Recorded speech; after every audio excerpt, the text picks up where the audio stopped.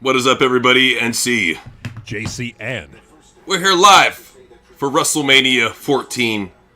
Epic Wrestlemania. You may remember it from Stone Cold versus Shawn Michaels with Mike Tyson as a special guest referee. So, yeah, definitely one of the cooler WrestleManias we remember as children. So, definitely cool to watch it again and cover it. So, yeah, we're here now, baby. And and my computer is alive now. I found a new working computer. I'm good to go. But, bro, you got a new computer, too. Hey, you know, he told me about it. He let me know about a deal for MSI gaming laptops. So I was like, you know what? It's got a shitload of money off. It's a nice investment for the channel. Fuck it, I'm going to do it. So I went ahead and got a new MSI gaming laptop because of my brother. So thank you. Appreciate that. yeah, it's always looking out. You know, it's always good looking out. But, looking out on that deal. Yeah.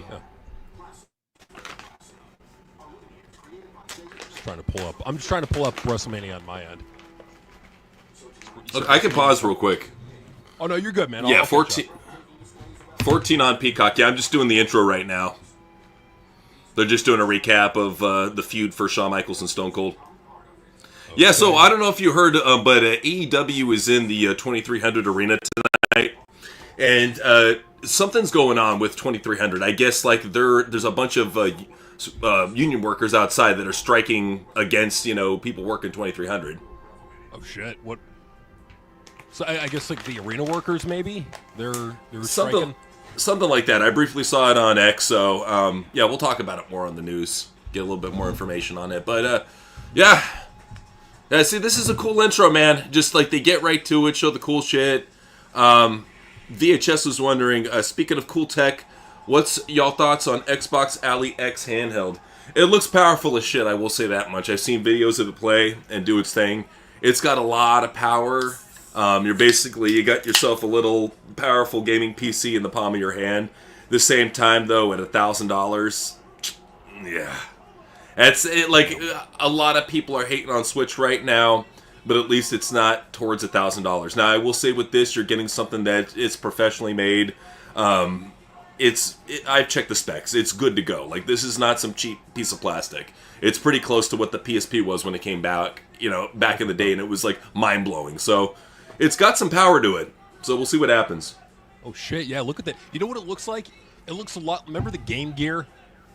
Oh, Game Gear was dope. The only problem about Game Gear is you needed, like, at least, like, a 48-pack of fucking double A's, and that would last you, like, 2 days. You need a 48-pack of double A's, or you need to sit by a power outlet. Either way, you weren't playing Game Gear unless you had one of the two. No, I just remember being in the backseat with the Game Gear, and the fucking thing dies on me. I'm like 30 minutes, and like, fuck! I'm just playing the game. It was like, I know. Sonic, yeah. Sonic and Columns fucking just rip the Game Gear to pieces. Oh yeah, I saw this. Hey, well, this is just Punk showing what they do in the bedroom. You know? When he allows cuckery like that, it's basically like, hey, I'm letting her get one up because she's getting one up on me, if you know what I mean. Wink, wink. She's getting up on me, if you know what I mean. Yeah.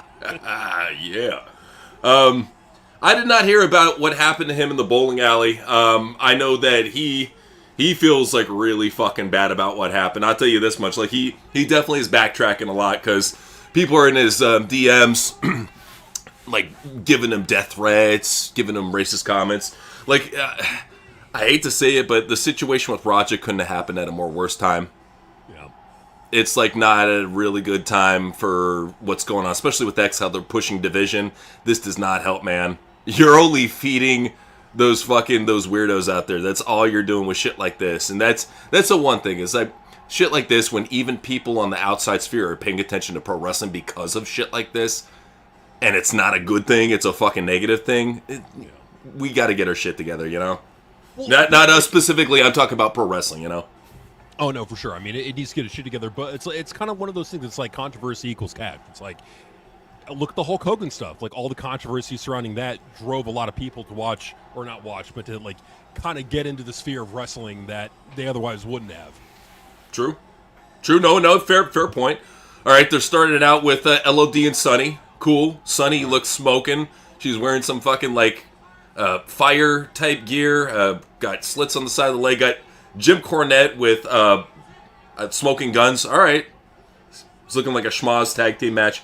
Clark was saying, I've seen Smarks hate on Undertaker's matches from 1990 to 1995 because he no-sold moves, and while lots of squash matches when that was the whole point of Taker during that time. Well, and that's the thing, too, is these fucking dorks are the same ones that would want, like, they would want Barry Horowitz and fucking the Brooklyn Brawler to do competitive 25-minute matches with Hulk Hogan and Macho Man.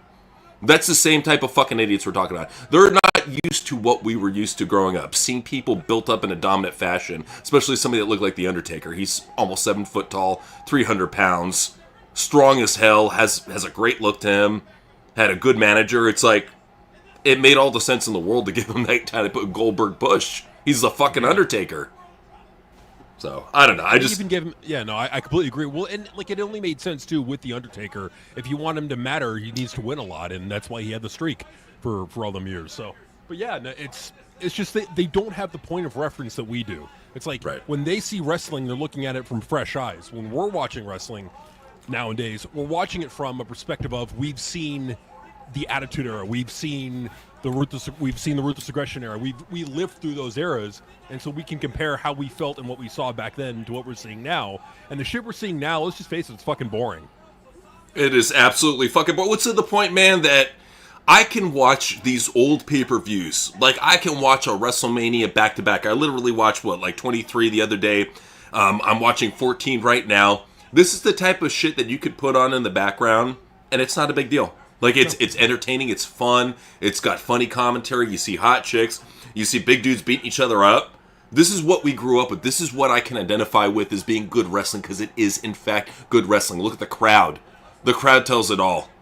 I mean, and people could say, look at the arenas nowadays. Okay, nothing compared to what we grew up with. Nothing at all. You can jack off to your fucking 15K sellout arena when it's actually a 25,000 seat arena and they're fucking pushing off because of a ring setup. Okay, that's not the same thing. With us back in the day, they had a tiny ass ring and arena setup and stage setup, and then filled as much as they could with fans. Well, completely different setup. Oh, it's a completely different setup, and it's also a completely different business as well. They've also got a much better marketing department now than what they had in the late 90s.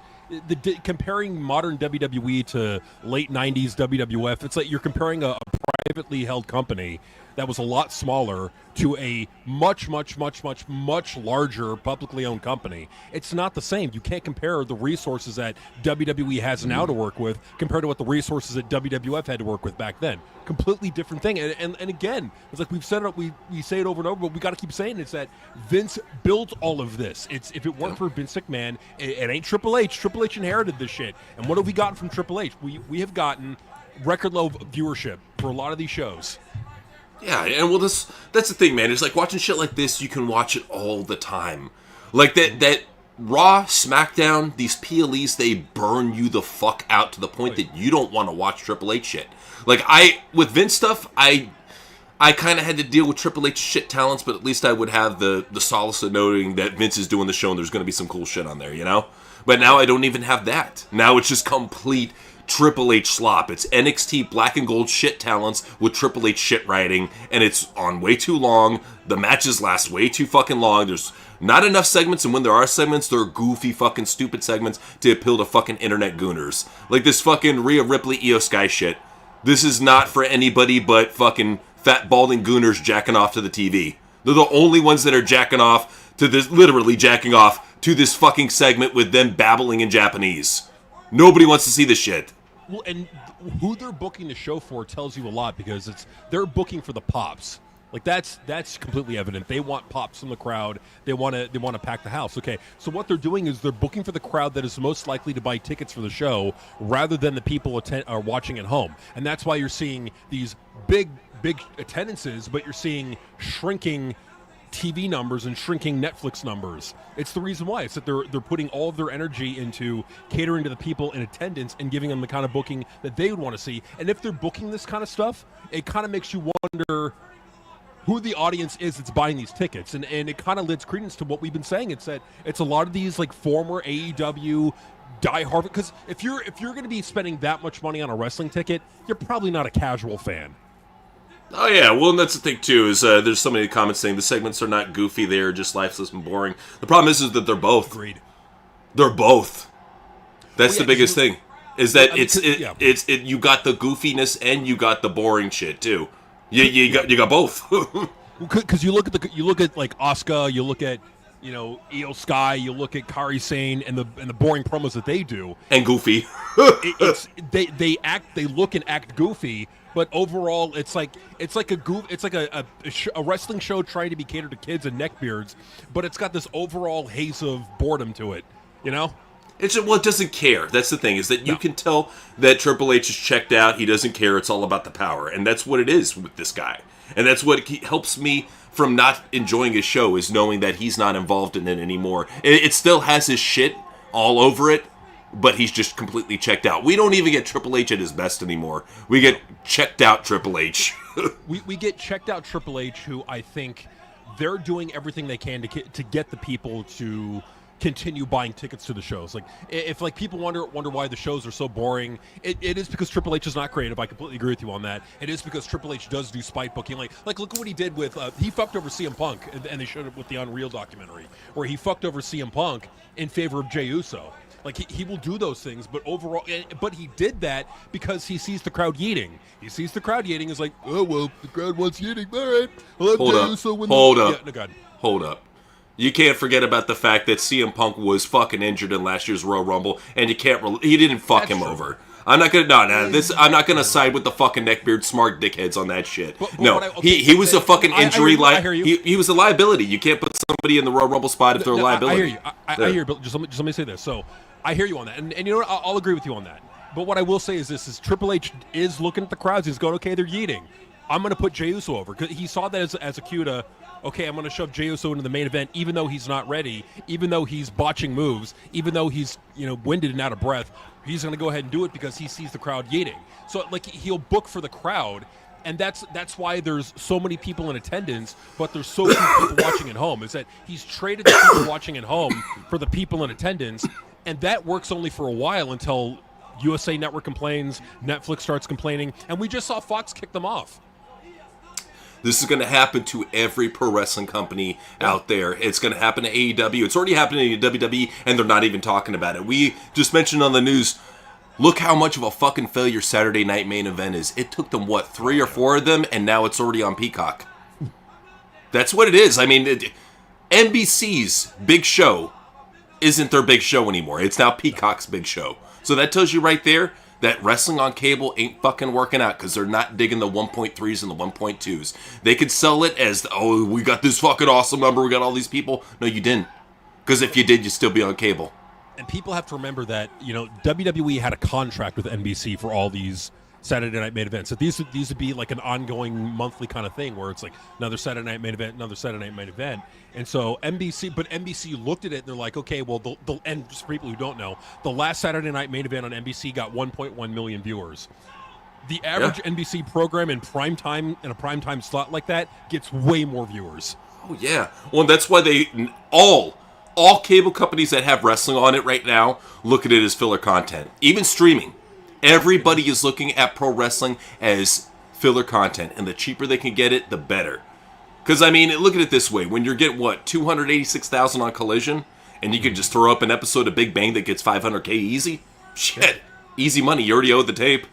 Well, and the thing, too, is, they own the library, but then also Big Bang Theory is safer for sponsors and advertisers. They're not, you're not going to have a pizza cutter incident happening on Big Bang Theory.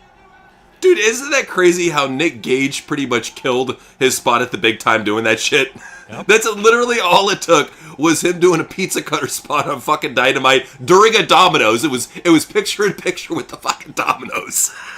It was you couldn't have made it up. If you serendipitous. They couldn't. No, seriously, they couldn't have scripted it to be funnier, to be more serendipitous, to be more just funnier than what it was. But I think it overlines or it underlines a bigger problem in the wrestling industry, is that it's very unprofessional. Whether it be AEW, whether it be Triple H and his egotistical bullshit, whether it be the bullshit that they do in NXT, whether it be the bullshit they do in TNA, it's become unprofessional because the marks have taken it over.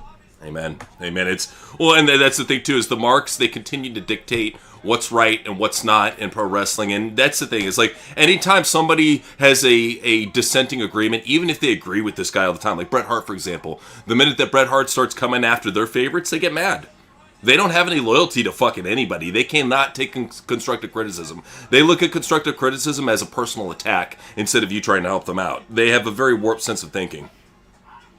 Well, because they're soft. They're not toughened up. They're not conditioned to take it. So because they're coddled and because they're sensitive, they're not going to be able to cope with it. You know, and this is why I hate fucking participation trophy bullshit. I hate coddling kids, because they need to fucking learn from an early age. Like, look, the world's tough. Not everybody's going to like you.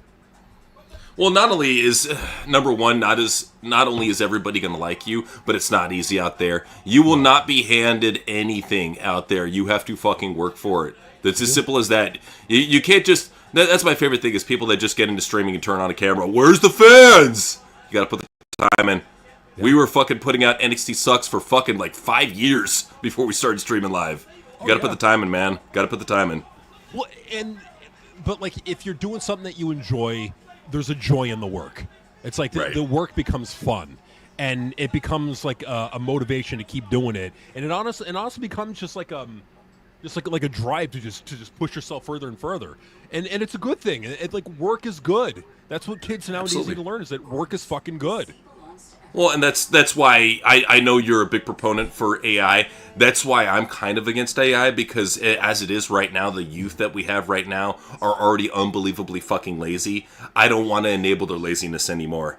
I hear you, but like, to me, I can't ignore how powerful of a tool AI is in the hands of energetic, passionate, creative people. Like, it's something that if you give AI to somebody like that, they can work wonders.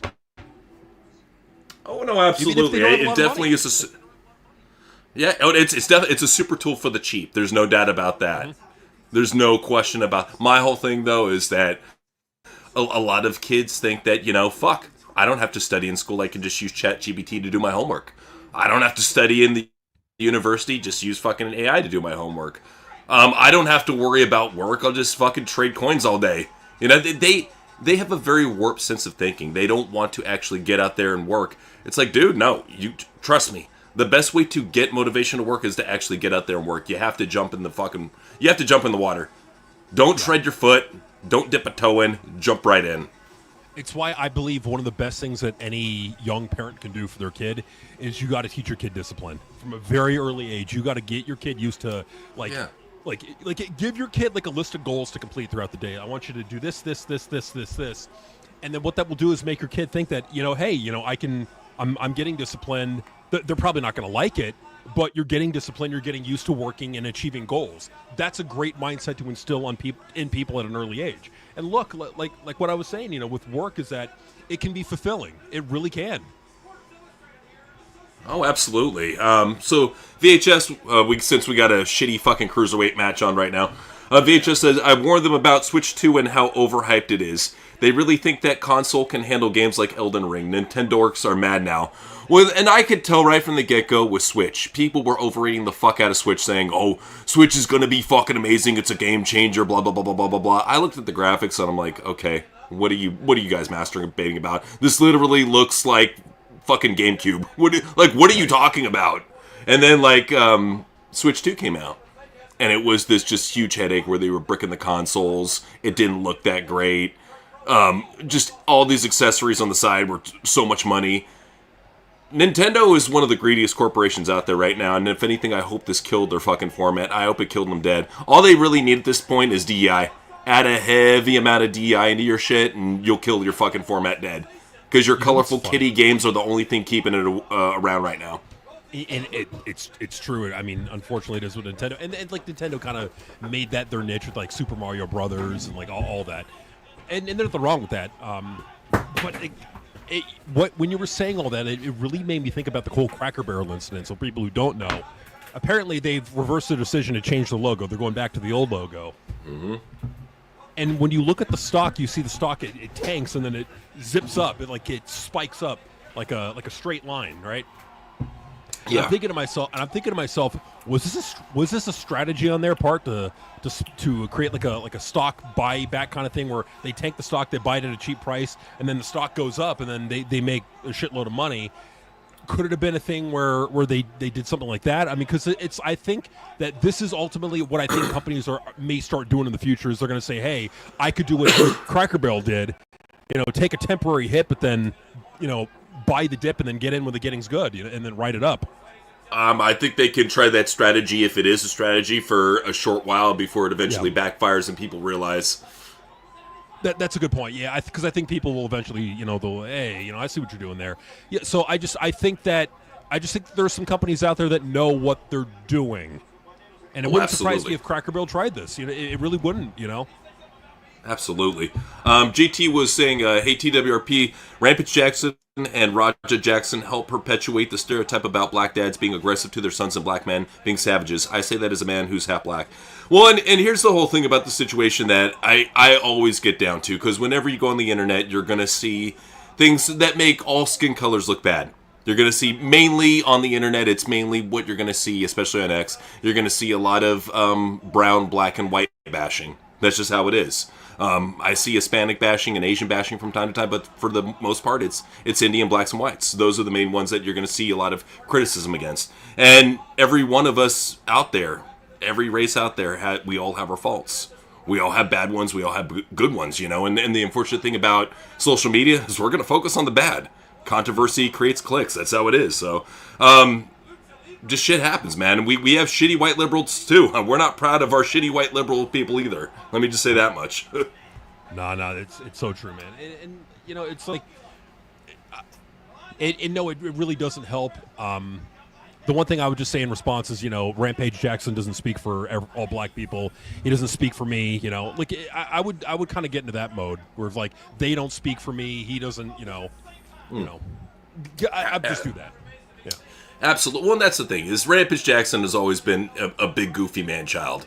Now, throughout his whole career, he's always done stupid shit. That's Rampage, I think that he just wasn't prepared for what happened. He wasn't prepared for the backlash that he was going to get, and he wasn't prepared for the counterculture that was coming towards him, because a lot of people, they're tired of the knockout game shit. They're tired of it. They are, and I don't know if they're smart enough to know how to work this, I just think it was a thing that just got out of hand. Well, because I think originally it was supposed to be something where they were going to make a work out of it and get attention towards Nox Pro by maybe him knocking the dude out with like a slam and a punch. But I think after what Stu did it with him with the can, he went overdrive. He was like, especially with the shit that happened with the knockout a couple days ago, he went into overdrive and he couldn't be stopped. What pissed me off is that the referee and the wrestler in the ring couldn't do fucking jack shit to pull that fucker off. My first thing would have been either German this motherfucker off or fucking hit him with the flying knee in the side of the head. Like, get him off of Stu. I don't care if you got a lawsuit coming. Get him the fuck off. He's going to kill the guy. Oh, absolutely. I mean, he had hit him in the jaw, 23 times? Well, and then what pissed me off, too, is I don't know if you saw after that, is the guy rushed in to try to pin him. Now, whether it was due to his training of, like, you always need to finish the match, maybe Rikishi taught him that. Right. Like, time and a place. Well, why weren't they throwing up the X? Right. That's what really bugged the shit. That's, if there's any sort of situation where you throw up the X, that's the one. Oh, yeah. Well, I think it's just a lack of professionalism throughout. Like, this is like, even with veteran wrestlers like Rikishi running this, even they don't make good decisions. I shouldn't say that. I should say that you can have veteran wrestlers that have been in the business for well over 30 years and still make a lot of fucking stupid decisions and still have a lot of stupid opinions about wrestling. I'll say, Bubba Ray Dudley. There you go, Bubba Ray. Well, and I'm sure you've seen what Mark Henry had to say about the whole situation. He was sticking up for Raja and basically saying that Psycho Stu was the fuck up for doing what he did. So Mark Henry is definitely a fucking idiot. There's no question about it. I don't know if he's a racist. I don't know what's going on with that. He's always giving me those type of tones. I think honestly with Mark, he's one of those guys. He dealt with a shitload of racism in his time. He even was saying on the Howard Stern show, he was like, yeah, they picked on me a little bit. Yeah, more than a little bit. Like, cause he even said there was one time like where JBL pulled him aside and he's like, hey man, you can't be fighting everybody. You got to learn to just fucking take a joke. because he was trying to get in fights with fucking everybody back then. Probably didn't help that DX was fucking mocking him, calling him Mizark Henry and shit. Oh, God. I mean, he dealt with a lot of racism. I can understand where he's at with his head, but at the same time, dude, you're an old ass man. You need to set a good example for your kids. Let that emotional bullshit go. You know. Do you think almost like this is a way to kind of get, well, no, because like it would only hurt his reputation if he were to take that side. Yeah, never mind. I was kind of gonna go the like he's doing the whole controversy equals cash kind of thing. Nah, this doesn't work here, and it doesn't make sense because doesn't he do a radio show? Why would he want all that heat? I mean, if you're defending Roger Jackson, that's not a good look. Oh, RVD was doing it too, man, and he got a lot of shit for it as well. And then he I think said something along the lines of like, oh, well, I checked into it more and blah, blah, blah, blah, blah. Well, the thing is, man, is on a situation like this, make sure you've seen all the footage and everything before you state your opinion. That's all I say on that situation is like, make sure you've seen everything, because I didn't state my opinion until I saw all the footage. The only one that I didn't see is the one clip where he was talking about making bets with the people on his chat about, he was like, oh yeah, 50 subs and I'll knock this motherfucker out. 50 subs guaranteed I'll knock him the fuck out.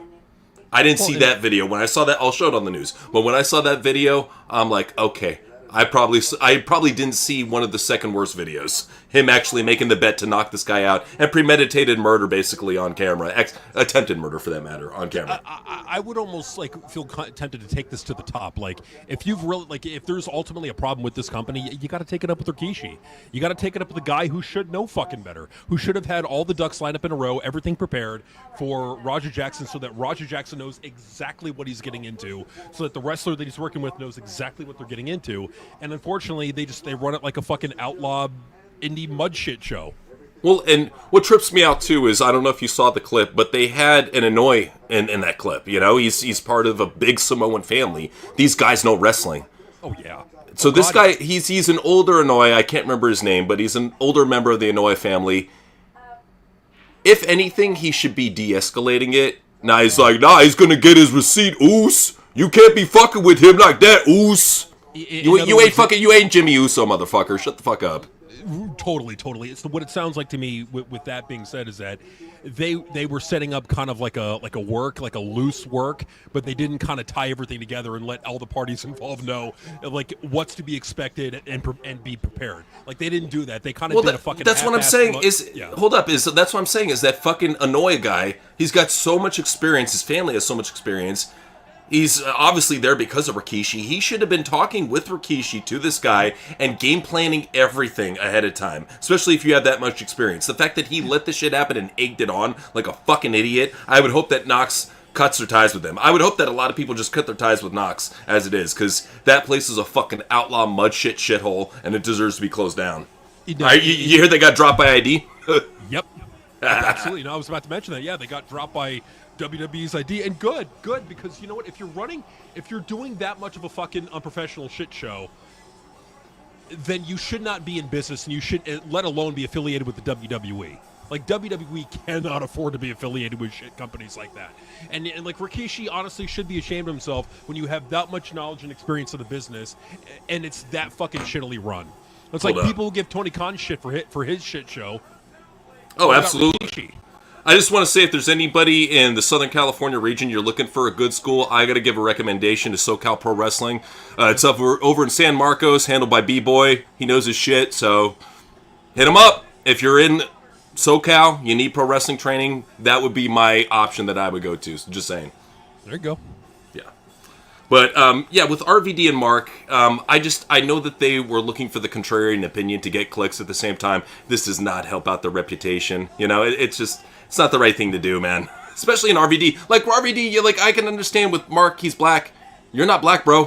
What are you doing? You look like a cock. Just saying.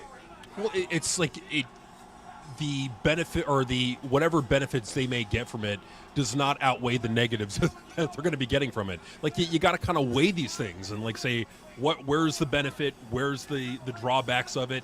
And for RVD and Mark Henry to be supporting Raja Jackson now, probably not a good fucking idea. What Raja Jackson did, like, at the end of the day, he's his own man. He's 25 years old. You know, he's old enough to buy alcohol, old enough to serve in the military, old enough to rent a fucking car. he's old enough to think for himself and be responsible for his own actions. So, like, at the end of the day, he's ultimately responsible. But you got to hold the company responsible, too, for not having everything set up the way it needed to be. Yeah, and that's the thing, too, is I know, like, people think, pothead fucking dumbass. Not all potheads are dumbasses. With him, man, I just honestly think it was contrarian clicks. You know? Saying contrarian shit to get some clicks. I would really hope he backs up on that shit. That's all I gotta say on that. I will say, though, I'm sorry, Chael Sonnen was another one that stuck up for it. You can't take Chael seriously, because recently he was talking about staring at Chael's dick for like 3 hours straight. So, after he says something like that, you could be just like, fuck that guy. I'm saying, fuck him. I got Sergeant Slaughter. No, you're good, JT. Don't worry. This is what I like.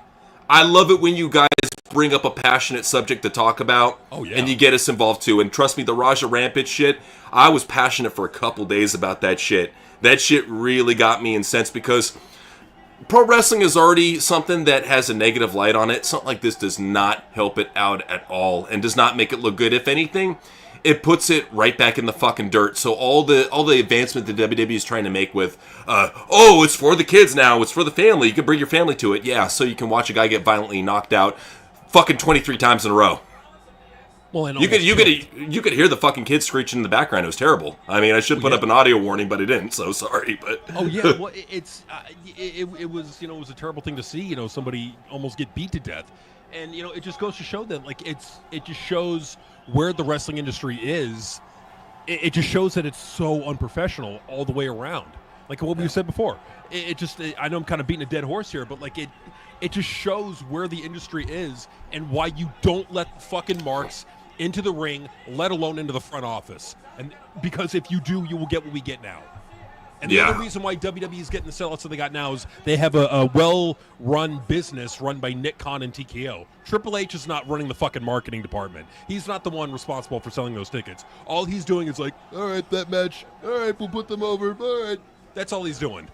Oh, yeah, no, absolutely. You see the bullshit that he's doing. Taylor was wondering, what do you guys think? Who would have won between John Jones versus Tom Aspinall? I'm going to go with Jones. I mean, even though Jones is blown out and fat as shit right now, I still think he could fuck up Tom Aspinall. He's just not taking the fight because Tom's a boring motherfucker and there's no money behind it. He'll take it if he absolutely has to, like a White House show. But otherwise, no. He's not going to take a fucking high-risk fight like that. Why? Hey, for what reason? What's up? No, I totally agree. When is that White House show? They're still working out the date on it. I would think that it's either going to happen at the very end of this year or towards the beginning. But it is for sure going to happen on CBS. So, something to look forward to, man. Just saying. No, totally. So we got Owen Hart walking down to the ring. Well, this is a good question from Catman. Thoughts on wrestling maybe being commissioned again? I agree. Here's the thing, man, is that I do like it when wrestling kind of, like, is allowed to be at least an outlaw in some aspects. Like, on the indies, let it be a fucking outlaw. Who cares? Well, unless it's, like, something like, it's an ID program, yeah. You want to have all the fucking barriers up. You want to have all the bumpers out. You want to retard-proof that shit, if it's an ID system. In fact, for what it's looking like they may can the ID system. Good. I'm not sure if you've seen on X, but, like, already 3 ID guys have been cut. Good. Well, you have NXT. You don't need an ID system. Well, you can do recruiting from fucking YouTube. You don't need ID. Well, and the reason why I say that not having commissions is not a bad thing is because not having commissions can lead to some pretty awesome wrestling. I'm not going to forget about CZW. I mean, their whole thing back in the day, that's how they got a lot of publicity is, we're alive here from an undisclosed location out in the middle of the forest, Who knows how they fucking got a crowd, but shit, it was crazy, Well, and the other thing, too, is there's going to be, like, legal setbacks to it as well. Yeah. Because, of course, WWE is going to get involved in that lawsuit. AEW is probably going to get involved in that lawsuit. And I think that ultimately at the end of the day, and then we got to look, Triple H is on the fucking presidential fitness board or something like that. So Trump would probably, at the end of the day, use the Congress to overrule any legislation like that. It's money. It's money, dude. That's the biggest thing is people want all these... They want all these things, all these qualifications up for pro wrestling. What they have to understand is that there's never been money in pro wrestling to begin with. Like, the only money that there is in pro wrestling right now is AEW and WWE. Everywhere else is fucking broke. Because that's always been indie pro wrestling. It is fucking broke. It's never, hey, we got a shitload of money, let's spend it, let's get that money back. You ain't getting it back. Because that's the thing with pro wrestling is it's a hardcore long-term investment. You have to put in a lot of time like Vince McMahon or be a billionaire like Tony Khan to make your fucking dream happen. Otherwise, you're going to take the long, hard road. Oh, well, wrestling is a fucking money pit, and then you gotta look at, with a lot of companies now. It's like, how many of these companies face I mean, look at WWE. How many lawsuits have they faced from former wrestlers? Tons. Oh, yeah, I mean... AEW, they're facing a lawsuit from a cameraman right now. 2 of them. Yeah, AEW's dealing with 2 lawsuits right now. So Clark was saying, you may find this funny, I've chatted with Twitch streamers who hate wrestling because they got picked on in school by guys who wore Austin 316 and NWO shirts because they loved anime and video games. That's funny. But if anything, it shows you that if anything, wrestling was a lot more casually prevalent back in the day. Jocks fucking wore wrestling t-shirts. They didn't look at it like, oh, what's this fake gay shit? They're like, fuck yeah, man, I'm gonna watch Monday Night Raw.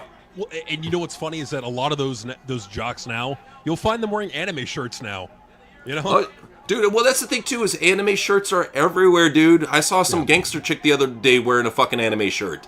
Mm-hmm. Anime shirts are everywhere. Everybody's wearing them.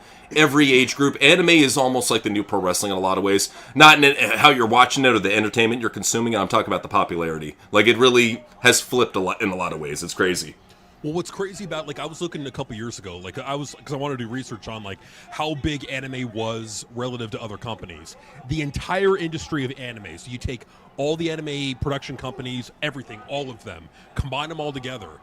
It combined together made more money in 2023 than McDonald's did worldwide.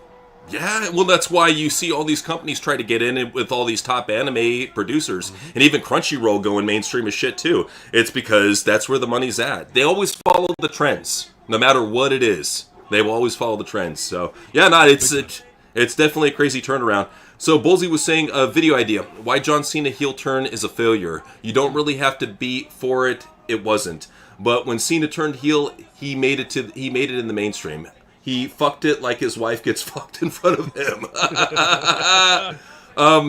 Yeah, that's a good idea, man. It's definitely something worth talking about and getting into, because a lot of people, a lot of fans, I'll say this much, is they don't look at shit like my brother and I do. When we look at something, we won't tell you it fucking sucks, it's a jobber, and that's it. We'll tell you why it fucking sucks and why it's a fucking jobber. We'll get into it, and we'll let you understand why we think the way that we think. We're not just going to leave it out there, hey, I got a dumbass opinion, you agree with it or you don't.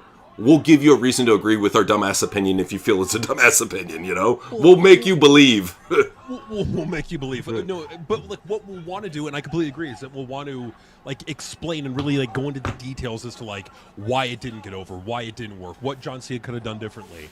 We'll be specific with it, because I feel like it's too easy to say, oh, it sucked, it was a fucking jobber heel run. People could say that all, that's easy to do. I want to do the hard thing. I want to do the hard thing and really delve in deep into it and explain exactly why it didn't work, why Cena was not invested in it, what Triple H did behind the scenes to fuck things up, what things could have been done differently, how The Rock could have been used differently in this whole thing, just that kind of thing. But overall, yeah, no, I love the idea of why the Cena heel turn didn't work. Because we've explained why, but to condense it down into one video, I like that idea. Yeah, not for video. I think my internet may be fucking up on me. I don't know. And see, can you hear me? No, it's mine.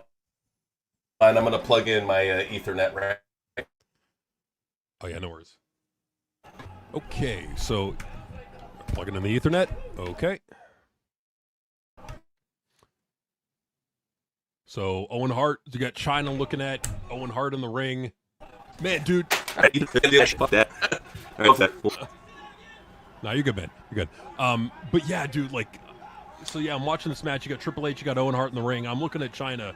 Dude, that fucking jawline.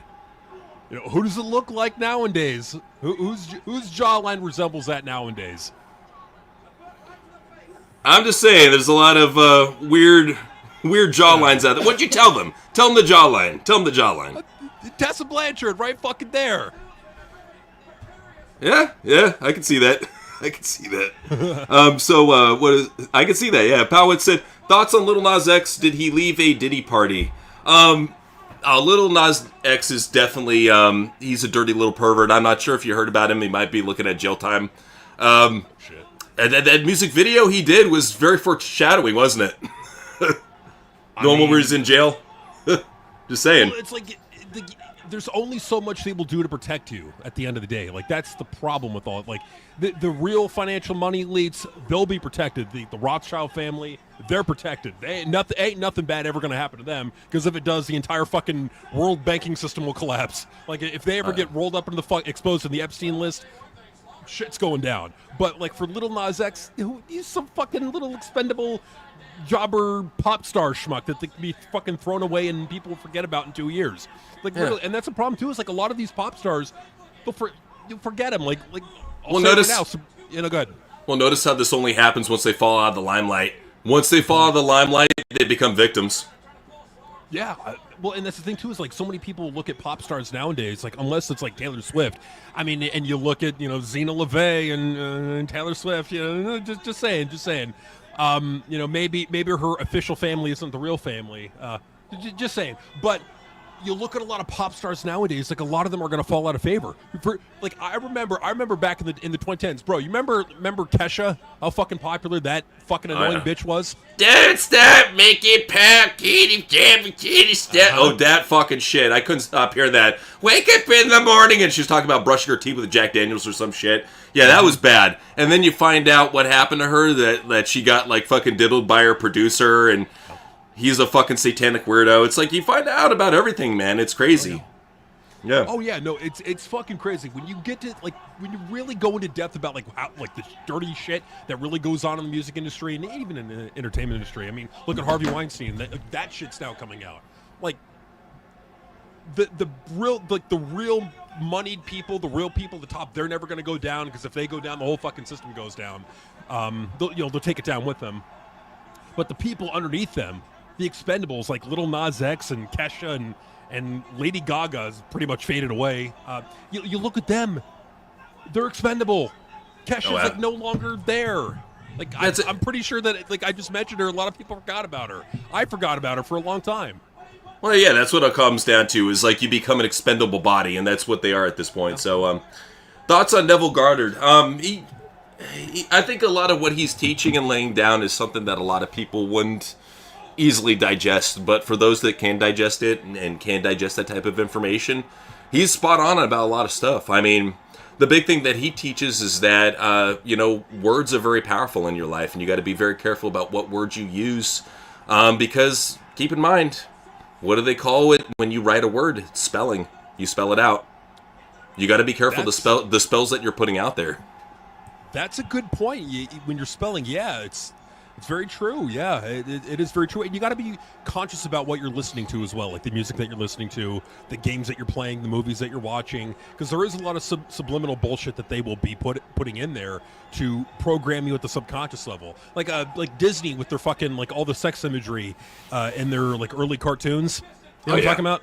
Oh, the penis in the background of the Little Mermaid, sex in the Lion King. Yeah, I know what you're talking about for sure. Now, a lot of these animators try to get in that shit, and it's subliminal. You see it and you don't think about it, but then it's there in your subconscious. There's a reason for that. You know what's another one that I was watching it back in the day and I didn't realize it until I was older. I was like, remember in Dexter's Laboratory, he's going to get the do the scavenger hunt, and he goes to his neighbor's house and the housewife shows up and then she turns around and you see Dad's trophy written on her ass. Yeah, they're just fucking just putting their little perversions in there into a kid show. I'm like, you bastards, you knew exactly what you were doing. Well, because it was above the viewing audience's comprehension. It was a parent walks in there. They're not gonna, if they're an uptight asshole, they'll fucking say something, they'll complain. But most cool dads and moms will walk in, laugh, and just be like, okay, and just keep on going. So I'm just saying it's here's the thing. I would rather them say something like Dad's Trophy with a hot looking woman than sexualize a child in a cartoon. Oh, sure. No, Just saying. 1,000%. No, 1,000%. Yeah, no, Dexter's Laboratory was great. I'm not shitting on Dexter's Laboratory. Right. What I'm saying is that it's like it's an example of like a lot of these like what you were saying, a lot of these animators like putting in their sexual perversions into their cartoons. Oh yeah. No, it's definitely prevalent. Any future QE videos, top tier content. I appreciate that, man. Well, I've been talking to my brother about a couple things. Like one that I really want to do is question everything on Annabelle, the doll. I'm not sure if you guys know what that is, but it's a doll that they were touring around the country and it was killing people left and right. It's definitely a cursed artifact, so to speak. So that would be one to talk about. We could definitely talk about. What's going on overseas. We could talk about, especially a lot of people want us to talk about the whole Online Safety Act and how that's affecting a lot of people right now. It's even affecting people here in the States, age verification for certain apps. So it's shit's changing. And I'm not sure if you saw what happened, kind of related with Google. They're locking down on all Android apps, so you have to be a verified developer by 2026. So no more using your Android for cool apps anymore. Sorry. Oh man, that's what a lot of people are probably going to do is they're probably no, you can't because it's you can't just create a sandbox. Well, you could. You I guess you could. You could create a sandbox and I don't know. I just wish they would bring back Blackberries, man. Just bring back a high-end BlackBerry where you can take the fucking battery out. And I think that's the big reason why they won't bring back Blackberries, is you could literally disable all GPS and take the battery out. Like, nah, we want to keep track of fucking everybody. Well, and that's another thing, too, is like a lot of phones will still be able to spy on you even when they're turned off. Like, you could turn your phone off, and the camera can still be accessed, the mic and the phone can still be accessed. Even though it's turned off, because it's still drawing enough power to do that. Like, just because it's turned off doesn't mean it's still like not drawing any power. Is what I'm trying to say. But yeah, so it's people got to be aware. Just got to be aware about your internet privacy.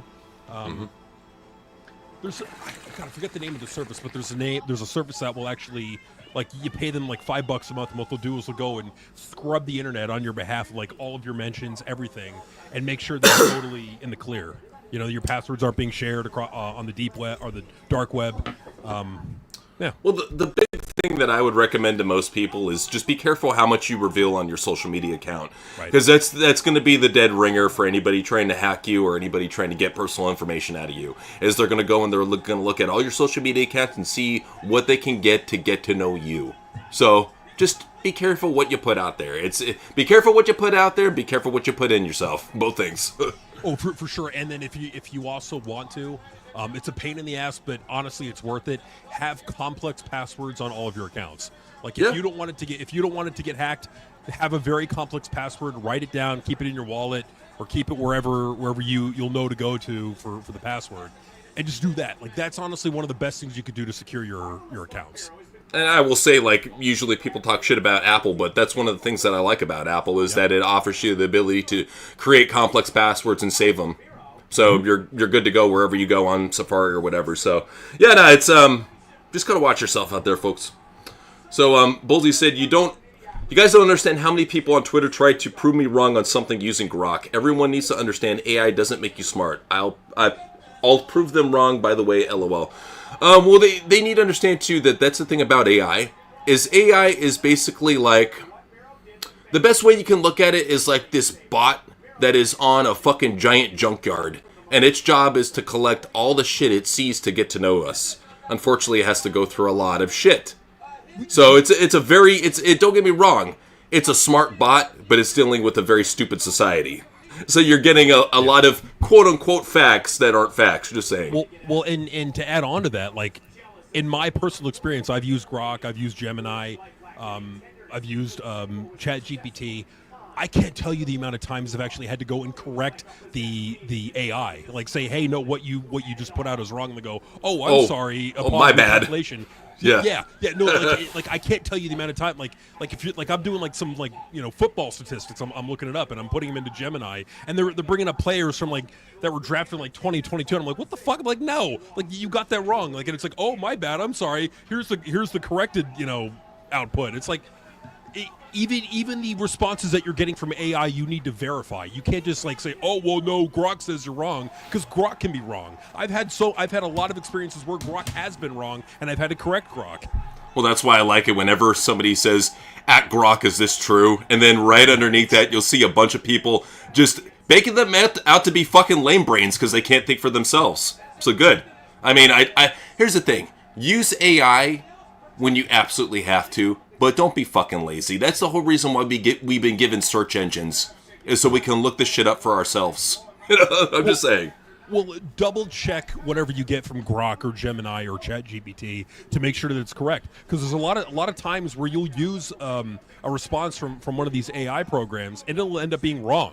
Or it'll end up like missing key details. Like it'll get like most of it right, but it'll miss like key details that will be important. So it's like always like trust but verify. Always verify that what you're getting from Grok or any AI is correct. And a lot of people don't do that. They just say, "Oh, well, Grok said." Well, no, Grok can be wrong. Grok can be easily proven to be wrong. So yeah, just make sure that what you're getting is correct. So research. Yeah, absolutely. They show Bro on TV. Bro was trying to hold back Luna Vachon from raging. Look at Goldust. We got Cane Dust coming out. He's wearing like a fat janitor's outfit with fucking lingerie over it. What the fuck is this? Fucking Dustin. He's so funny, dude. Well, he's such a funny motherfucker. That's why it drives me nuts to see just this like lame lobotomized gay version of him nowadays. Like, dude, you were the most controversial, funny motherfucker back in the day. What the hell happened? Well, I just think he wants to, like, he's like, "I'm old now, I want to take myself seriously." I'm like, no, you're a fucking fat goofball in a onesie. Like, that's what you are. And there's nothing wrong with that. No. Bro, it is Vince Russo on TV, bro. He's been... I don't remember. Like, I didn't remember him being on TV during the Attitude Era. Yeah, wow. They had him in a couple segments. So yeah, he was out there working with Luna Vachon, and they're showing a Vinny Pazienza in the crowd. Yeah, it's just just fun shit back in the day, especially with Dustin, man. It's like your whole gimmick was fun, dude, and now your whole gimmick is boring, respectful Tony Khan butt licker. Like, nobody wants to see that shit. Well, and that too, like with Cody Rhodes. Cody Rhodes as Stardust, like, I hate to say it, it was funny. It was his dope. best work. It was dope. It was. Yes. Now, Stardust and Goldust are awesome characters that deserve more praise and get ragged on too much. So, just saying. Stardust. I would have loved it even if they brought in Dusty and did Old Dust. That would have been fucking great, too. Old Dust, old Dust, baby. I'm gonna spray that Old Dust in your face. I've been sitting on the counter for the longest time. It's covered in dust. I'm gonna spray it all over your face, Daddy. Hey, you got a muffler? You got the muffler. Like, I tell you, if back in like 2010, 2011, if somebody had brought that up to Vince, he'd be like, that's a good idea. Old Dust. The kids will love it. The Dust family, yeah. The Dust family. Be awesome. Vince. Vince came up with the great shit, man. He did. So VHS said, funny about that clout thing is that I heard Kick banned Raja not too long ago. Hope it's worth it. Well, and here's the whole thing, too, is like that's what Rampage had been doing for the longest time, is streaming off of Kick, you know. Became good friends with Screamo, whatever the fuck that fucker's name is. So yeah, he's been doing this for a little bit, and he's getting his format. He got Raja his own Kick channel going, and lo and behold, Kick doesn't fuck around, man. For all the shit you hear about Kick being this, like, outlaw mud shit streaming program that allows porn and gambling and all this other shit, at least they take a hard stance against violence. I'll give them that. Oh yeah, well, it's like there's going to be a red line to everything. It's like you can't show like CP on Rumble, you know. Like, good, as you should be. Well, as you shouldn't be. No, they're going to ban that shit instantly, as they should, because it's against the law. Like there's limits to even like what these free speech alternatives to YouTube and Twitter are going to be able to do, right? Like, because they got to ultimately follow the laws. So. Like, that's kind of the thing. So yeah, I mean, you know, with Raja getting banned off Kick, good. I mean, he's going to be in prison anyway, so, you know, it's not going to matter. Yeah, I would really hope so. Well, it's in LA, so you have to worry about the corrupt lawyers that we got and DA. And he's going to do time. There's no doubt about it. But I'm just saying, for most people that want him to do 30, he's probably only going to do 10 because it's in LA. I'm just saying.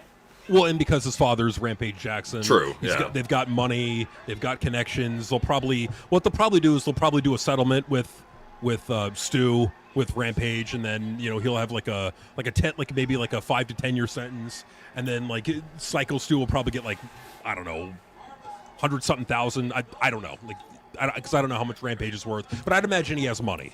Well, I will say I'm very proud of the people that put money forward for the GoFundMe. Oh, good. Last I checked, it was at over 67,000. So he's doing really well. They had Mr. Beast donate 10K. Chris Jericho donated 2,500. So, wow. Yeah, a lot of people are, they're helping out Psycho Stu in the situation. So it's really awesome. But what I don't understand about this whole, about the whole medical bill thing is that this is in LA, right? Like this is in California, right? But but that's the thing about independent pro wrestlers, though, is who knows if this guy even has medical insurance because of his profession. He probably has some sort of disability bullshit from the military, but I don't know. But what I'm wondering is did he live in California? I guess. But yeah. If he lived in California, he qualifies for Medicaid. Just use Medicaid. You don't need to do fucking donos. I don't know what's going on, but that's what I'm saying, though, is I know it's hard for a lot of independent wrestlers to get medical insurance. I'm not sure how it is in California.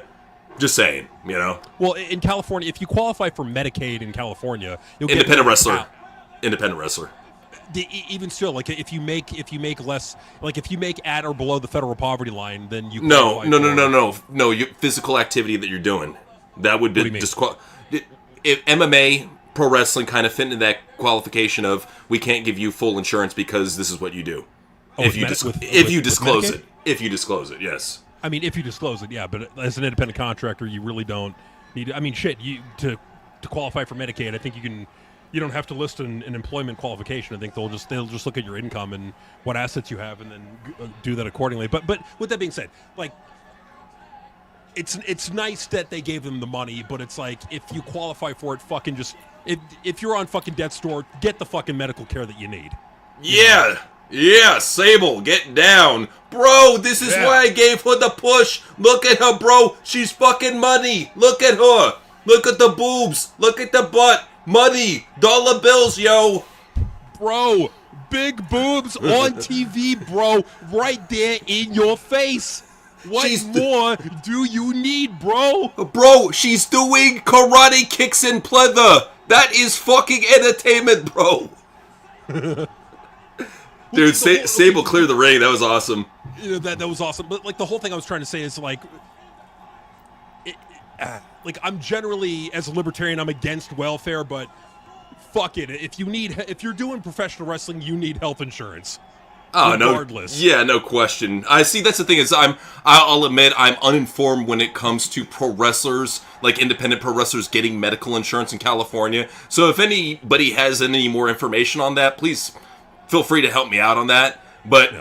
I feel like having a dangerous profession like that would make it difficult for you to get insurance if you disclose it. Just saying. With private health insurance, absolutely. Yeah. If you have they'll probably look at that and go, "Ooh, you're a high risk patient." No.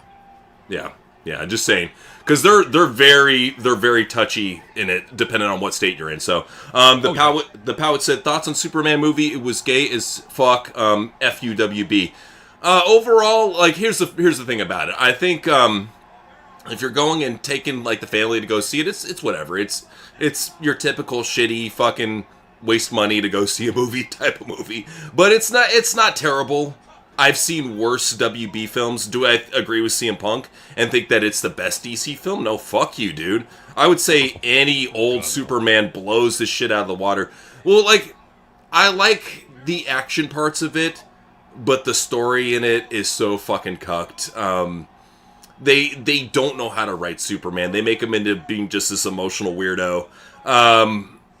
He can't hold his cool. I don't know. It just for me, it was Superman with a modern twist, and I don't want to see Superman with a modern twist. You don't take the Man of Steel and make him into the Man of Soy. I'm sorry. The Man of Soy. Just sorry. Super Soy. Da da da. Well, do you ever remember Superman being such a fucking pussy that he always needed the sunlight 24/7? I need the sun or I'm gonna die. I need the sun. I don't remember that shit from back in the day. And now he's like, oh, I need the sun. I need the sun. I can't do anything. I need the sun. Fuck you, sun worshipping fucking asshole. like with Superman, they did make it a part of his character, but it was not like oh, I needed the sun all the time. It was like he would use the sun to recharge is what he would do. He didn't need it all the time, and he wasn't a fucking whiny pussy ass bitch about it. Yeah, it's like, I mean, if he was going to do it the cool way like Warrior and be like, I get my power from the sun, that's different. That's cool. You know, I'm down with that. So. No, that's cool. The fucking Super Soy bullshit they're doing now with James Gunn is the one who directed it? Yes. Oh, yeah, then no, it was, yeah. Yeah, just saying that. More than likely going to be, not too good. Yeah, I mean, it is what it is. So, King Marcus was saying smartphone recommendations might go back to good old-fashioned flip phones for calls, texts. Technology has become a headache these last 8 years.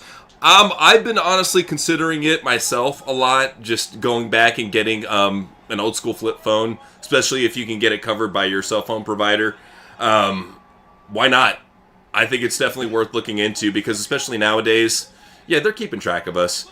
For recommendations, I would still say for modern phones, go with like a Samsung or a Google Pixel. I've heard a lot of good things about those and seen a lot of good things about those. So I would say those two right now would be your picks for smartphones. Like for me, like I'm tempted, like with me, I like to own my phones. I don't like to go on the whole like lease payment plan bullshit. I like to own them outright. So like what I'll do is like I'm on the lookout for like good budget phones that got a lot of features in them. And unfortunately, those phones are probably going to be the Chinese ones, like what was the fucking one something? God, what was the name of it? OnePlus. I'm forgetting the name of it, but basically it had a bunch of features packed in for like $400 and something bucks. I'm like, okay, interesting. Well, that's the thing too. Is like I'm the same way. I don't like leasing a phone. I'd rather just buy an older phone outright, just so I can own it. So. Oh yeah. Yeah, no, I'm totally with you on that. So Retro was saying, in one of his videos, Neville Goddard talks about Jesus and how Jesus' story represents man's spiritual evolution. Is there truth to that? Well, it depends if that's how you look upon it. I mean, I've never looked at Jesus' story as a representation of man's spiritual evolution. But I don't know. I just don't know if I agree with that, because we didn't have to go through the shit that Jesus did. Maybe I'm looking at it from the wrong lens, but immediately I'm looking at it from the physical persecution and all the bullshit that he had to go through. None of us have really had to ever deal with the type of persecution and the hatred that he has had to deal with. So until our lives become that terrible, I don't think it's a fair comparison to compare us to Jesus. Well, and then how many people like sacrifice themselves for the good of everybody? Right? No, absolutely. Yeah. He's a one of a kind. Jesus is a one of a kind, and that's the thing too. Yeah, exactly. To sacrifice yourself for the fate of mankind. Not too many people have ever attempted to do that or would do that. So yeah. What are your thoughts on Islam as a religion? My whole thing is you believe in what you believe in, as long as you're not going out there and sacrificing kids and fucking killing animals and shit. As long as you're not out there doing demonic shit, you're not out there, doing weird things to kids. Killing people, any sort of PDF file type shit. As long as you're not doing anything like that, I don't have a problem with your religion. A lot of people want to say, oh, this religion has demons, this religion has demons, you're worshiping a demon, you're worshiping a demon. I look at it like, just be the best person you could possibly be. Sure. As long as you're living a life of love and gratitude, what do you have to be worried about?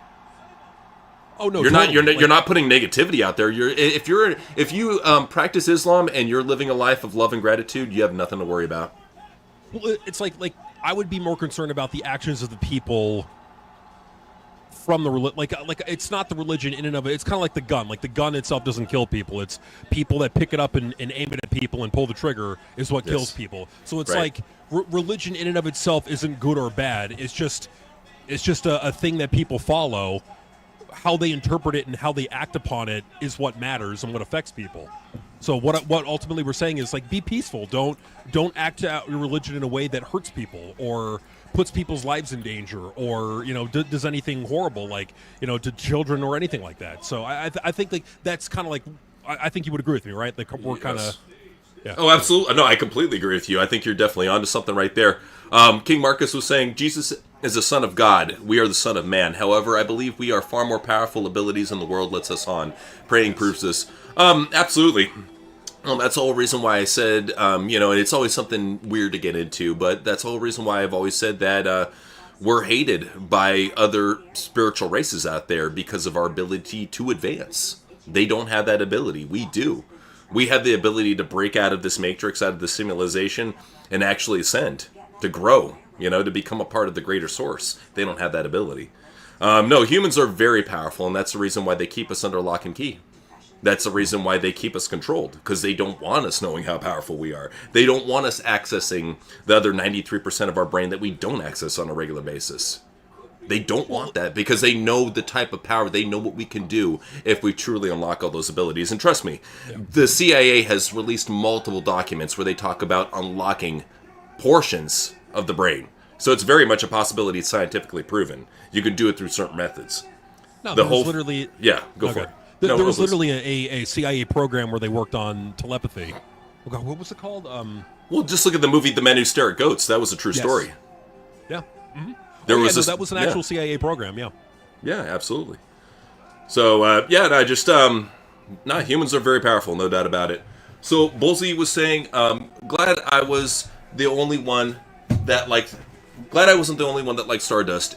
15-year-old me never understood why everyone hated it. Well, because a lot of people at that time were wanting wrestling to be serious. They were tired of Vince's goofy PG era, and they wanted real serious wrestlers. That's why when Triple H brought NXT over to the main roster, they fucking loved it at first. They're like, finally we get fucking real wrestling in WWE. We never had this in this fucking clown show. Now we get real fucking wrestling, real respected Dave Meltzer 5-star wrestling bullshit, So, a lot of people at the time, they just wanted to see all those goofy characters, those Vince characters, get pushed out, and they wanted a more serious product like Triple H that, like, he offered. And he offered that product, and now they're fucking getting sick to the stomach, and they're wanting Vince back. Because they realize it's too fucking bland. Doesn't matter how much salt you put on that shitty cooking, it don't taste good. No, what it goes to show is, like, at the end of the day, like, we've been saying it for 7 years now, and we've been consistent. And it's that what ultimately always draws in the end are exciting characters and exciting storylines. And a lot of people got swept up in give us bangers, give us great wrestling matches. That's all that we care about. Give us metal music and hard-hitting wrestling matches and we're happy. The problem with it is that you can only do so much with that. It's the storytelling that's going to get you to care, and it's the characters and the overall appeal of the show that's going to reel you in to the show. Well, and like that's all. No good. I would say to anybody who loved the Black and Gold Banger days, where the fuck are the kings of the Black and Gold Banger days? Where is Tommaso Ciampa, Johnny Gargano, Adam Cole? Either off camera or fucking hurt. They're not stars nowadays. Sami Zayn is the only one that's healthy, and that's why he's getting a push. Otherwise, otherwise he'd be fucking injured. I'm just saying. Oh yeah, I mean Kevin Owens is getting neck surgery, so it's like, you can only go so far with that, and now they're wanting a lot of those people who said they wanted bangers for years and years. Now are saying, give me story, and they're obsessed with storylines. Give me storylines. Give me great storylines. They'll even use Grok to write storylines to prove that they're better writers than Tony Khan. And I'm like, motherfucker, we've been saying that for years, and now you're coming to that conclusion. You convince your audience for years and years. Bangers are the only thing that matters. The technical in-ring ability is the only thing that matters. That's actually, for a lot of people who don't know why we named our channel, why we named it, is because we wanted to tongue-in-cheek. We wanted to mock all the fucking wrestling marks that wanted to take it to take it seriously and want the technical wrestling aspect of it, the technical work rate. Yeah, no, we were tired of it because that's all you'd see online is, I love the technical work rate of Johnny Gargano and Tommaso Ciampa. They put out 45-minute bangers, and you were seeing that shit back in 2015 and being like, bro, I shouldn't hate wrestling. Why am I hating it? Because of the fans. Absolutely, and the thing with it too is like you could be lazy. It didn't matter. You didn't have to have good booking, and you could go back and watch NXT Black and Gold now. One of the things you'll see is the storytelling is not good. It's nothing but just random matches. It's nothing but just long matches and they will let them go out there and hit each other hard, and that's about it. That's what NXT Black and Gold was. It was massively overhyped for what it was. Well, we did a classic NXT watch-along last year, I believe, where we just had to go back and take a look at all the shit that we started our channel on, you know? And we opened it up with one of the hour-long NXT episodes, you know, from back in the day with, it was Lena Vega and Andrade, and they were feuding with Aleister Black. And and it was such a boring fucking promo. Oh, yeah, they had, when Tommaso Ciampa came out, they had fucking Nikki Cross came out and did some fucking goofy shit where, like, she, like, looked at the belt and made funny faces at him, then left for no reason. What was, like, the writing back then was so fucking stupid. Like, you think that the Bloodline storylines are bad? You have never seen a goofy Triple H storyline. Wait until you fucking get early Black and Gold. That's dude, Chinese witch. Well, and the thing that I remember, saying back then, like, or us both saying actually, was all the characters were half thought out character concepts. I remember that phrase exactly. We were saying they were all half thought out character. Look at Sanity. What is the rebels against society? And I don't know. If he does come up with an actual character for them, it's a ripoff from TNA or some other company that he's watched. Usually, it is half-assed. Usually, if you're lucky, what you get is direct guy from the indie with no change. It's literally dude in underwear with new theme and new kick pads, and that's the change. You don't get any character change. Literally as Johnny Gargano, same fucking name from the indies. So same name, but now he's got Rebel Heart by fucking Def Rebel as his theme song. Literally his same fucking character from Evolve. Nothing has changed. That's literally Danny Burke and Oni Lorcan. That's literally what they did. Is they took these two wrestlers from the indies, plopped them into NXT Black and Gold, gave them different names and a different theme, and that's it. They changed nothing. They're just regular, boring fucking wrestling schmucks from the indies brought in. That's all it was. And so people wondering why the creative sucks so much under Triple H, like, and even the people who love Triple H who are now saying, yeah, it's really boring. It was always boring. You were just blinded by the hatred from Vince McMahon and wanting an alternative. Yeah, the hype, absolutely. And the fact that there's no hype anymore because there's no Vince McMahon. There's nothing to rebel against. Well, yeah, and now that's the thing, is once Vince actually left, they realized, wow, it wasn't Vince who was fucking up wrestling this whole time. It was actually Triple H. Once they have all possibility of blaming gone, they have to eventually go to Triple H. And that's why he's getting the hate that he's getting, not only because of Donald Trump, but because there's nobody else to blame. And it's why it took so long. It's why it took like years and years for him to finally wake up and go, oh, yeah, wow, Triple H is not a good booker, and you're seeing more and more of it. You're seeing him get more and more heat. It's because what's happened is the fucking veils are being lifted from the eyes, and people can see what it was all along, what we've been saying all along. Other people have changed their opinions over the years. We haven't on this. We've been completely consistent. That's a rarity in fucking wrestling podcasting. Well, and if we do change our opinion, sure, it's because a wrestler has changed for the better. For example, Tony Storm and Dominic Mysterio. Like, at one time, Dominic Mysterio was, in our opinion, easily the worst professional wrestler that had ever been hired by WWE. The strides that he has made in 2 top 10 sucks to become what he is right now. Yeah. I may not think he's the best wrestler in WWE, but the internet fucking loves this guy. The casuals fucking love this guy. Mexico fucking loves this guy. You can't deny the fact that he is loved. He's like CM Punk. He may not be your cup of tea, but he is for a lot of people. He's at least a character on TV. Early on, he was very quiet, demure, very shy, not very well spoken, didn't really look the part. He would just come out wearing this like fucking like Super Saiyan looking onesie kind of thing, and now he's got a character. He tries to heal it up. He tries. Like, there's things that I will complain about with Dominic Mysterio, but the one thing I can't take away from him, he's at least trying. So yeah, and when he's getting like the Wingstop sponsorship, so he's getting money on the side. Like that's something too. You also got to pay attention to what wrestlers are getting sponsorships on the side. Right now, off the top of my head, it's just Jay, Bianca, and Cody for Minute Maid, Jay and LA Knight for Slim Jim, and then this one right here.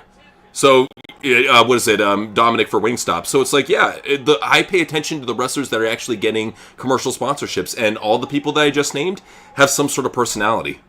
Mm-hmm. They're not they're not Gunther, they got a fucking personality. Well, and like Bianca Belair is another one. I'm glad you mentioned her because she was one that we changed our opinion on. Like, because at first she was very boring, not very good on the microphone, didn't really flash a lot of charisma.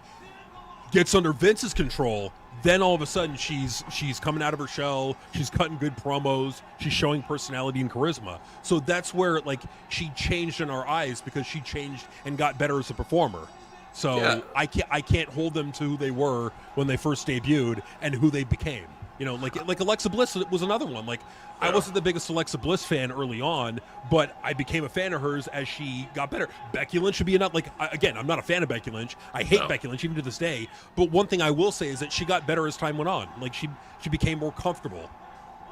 Yeah, that's the thing too. Is like we just want to see these wrestlers get better. And sure. the thing with like Rhea Ripley though is I think she's starting to fall back into that indecisive area with the fans because of all these terrible segments that they're putting her in. You need to like with Rhea, the less time on the mic, the better with her. Either that or get her a manager. She's not great on the mic. In fact, none of these women are that they're pushing right now. All the Japanese women are terrible on the mic.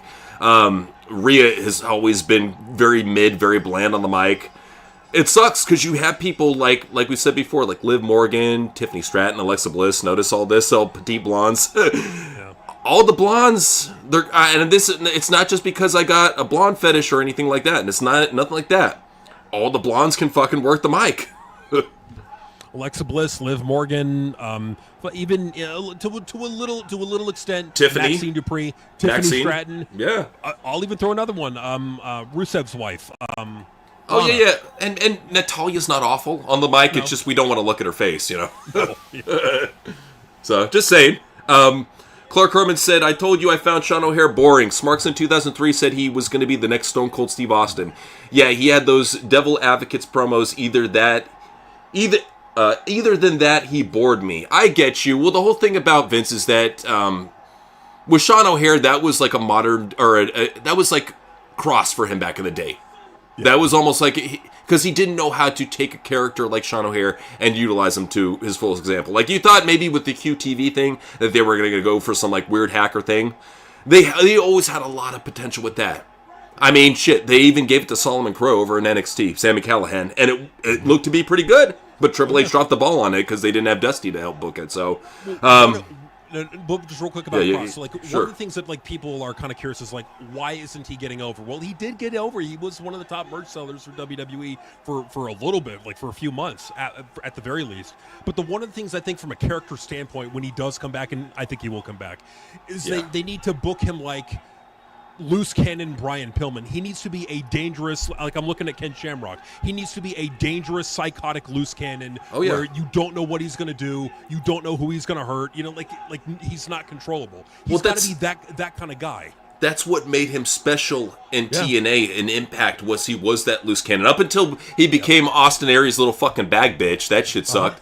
But up until that, he was that uncontrollable badass killer. And I think that's the one great thing about him being over in GCW. You know that WWE got eyes on that shit. I mean, you've seen the photo of Stephanie and Brett Lauderdale together. They definitely got eyes on GCW. So it's going to be one of those things where they're going to be paying attention to his little feud with Matt Cardona. Real quick. We know for a fact that Brett Lauderdale and WWE have worked together. They have a little, there's a relationship there to some degree. We know that. And Brett Lauderdale has been backstage at WrestleManias. We know that. Yeah. Cross shows up at GCW and Defy, right?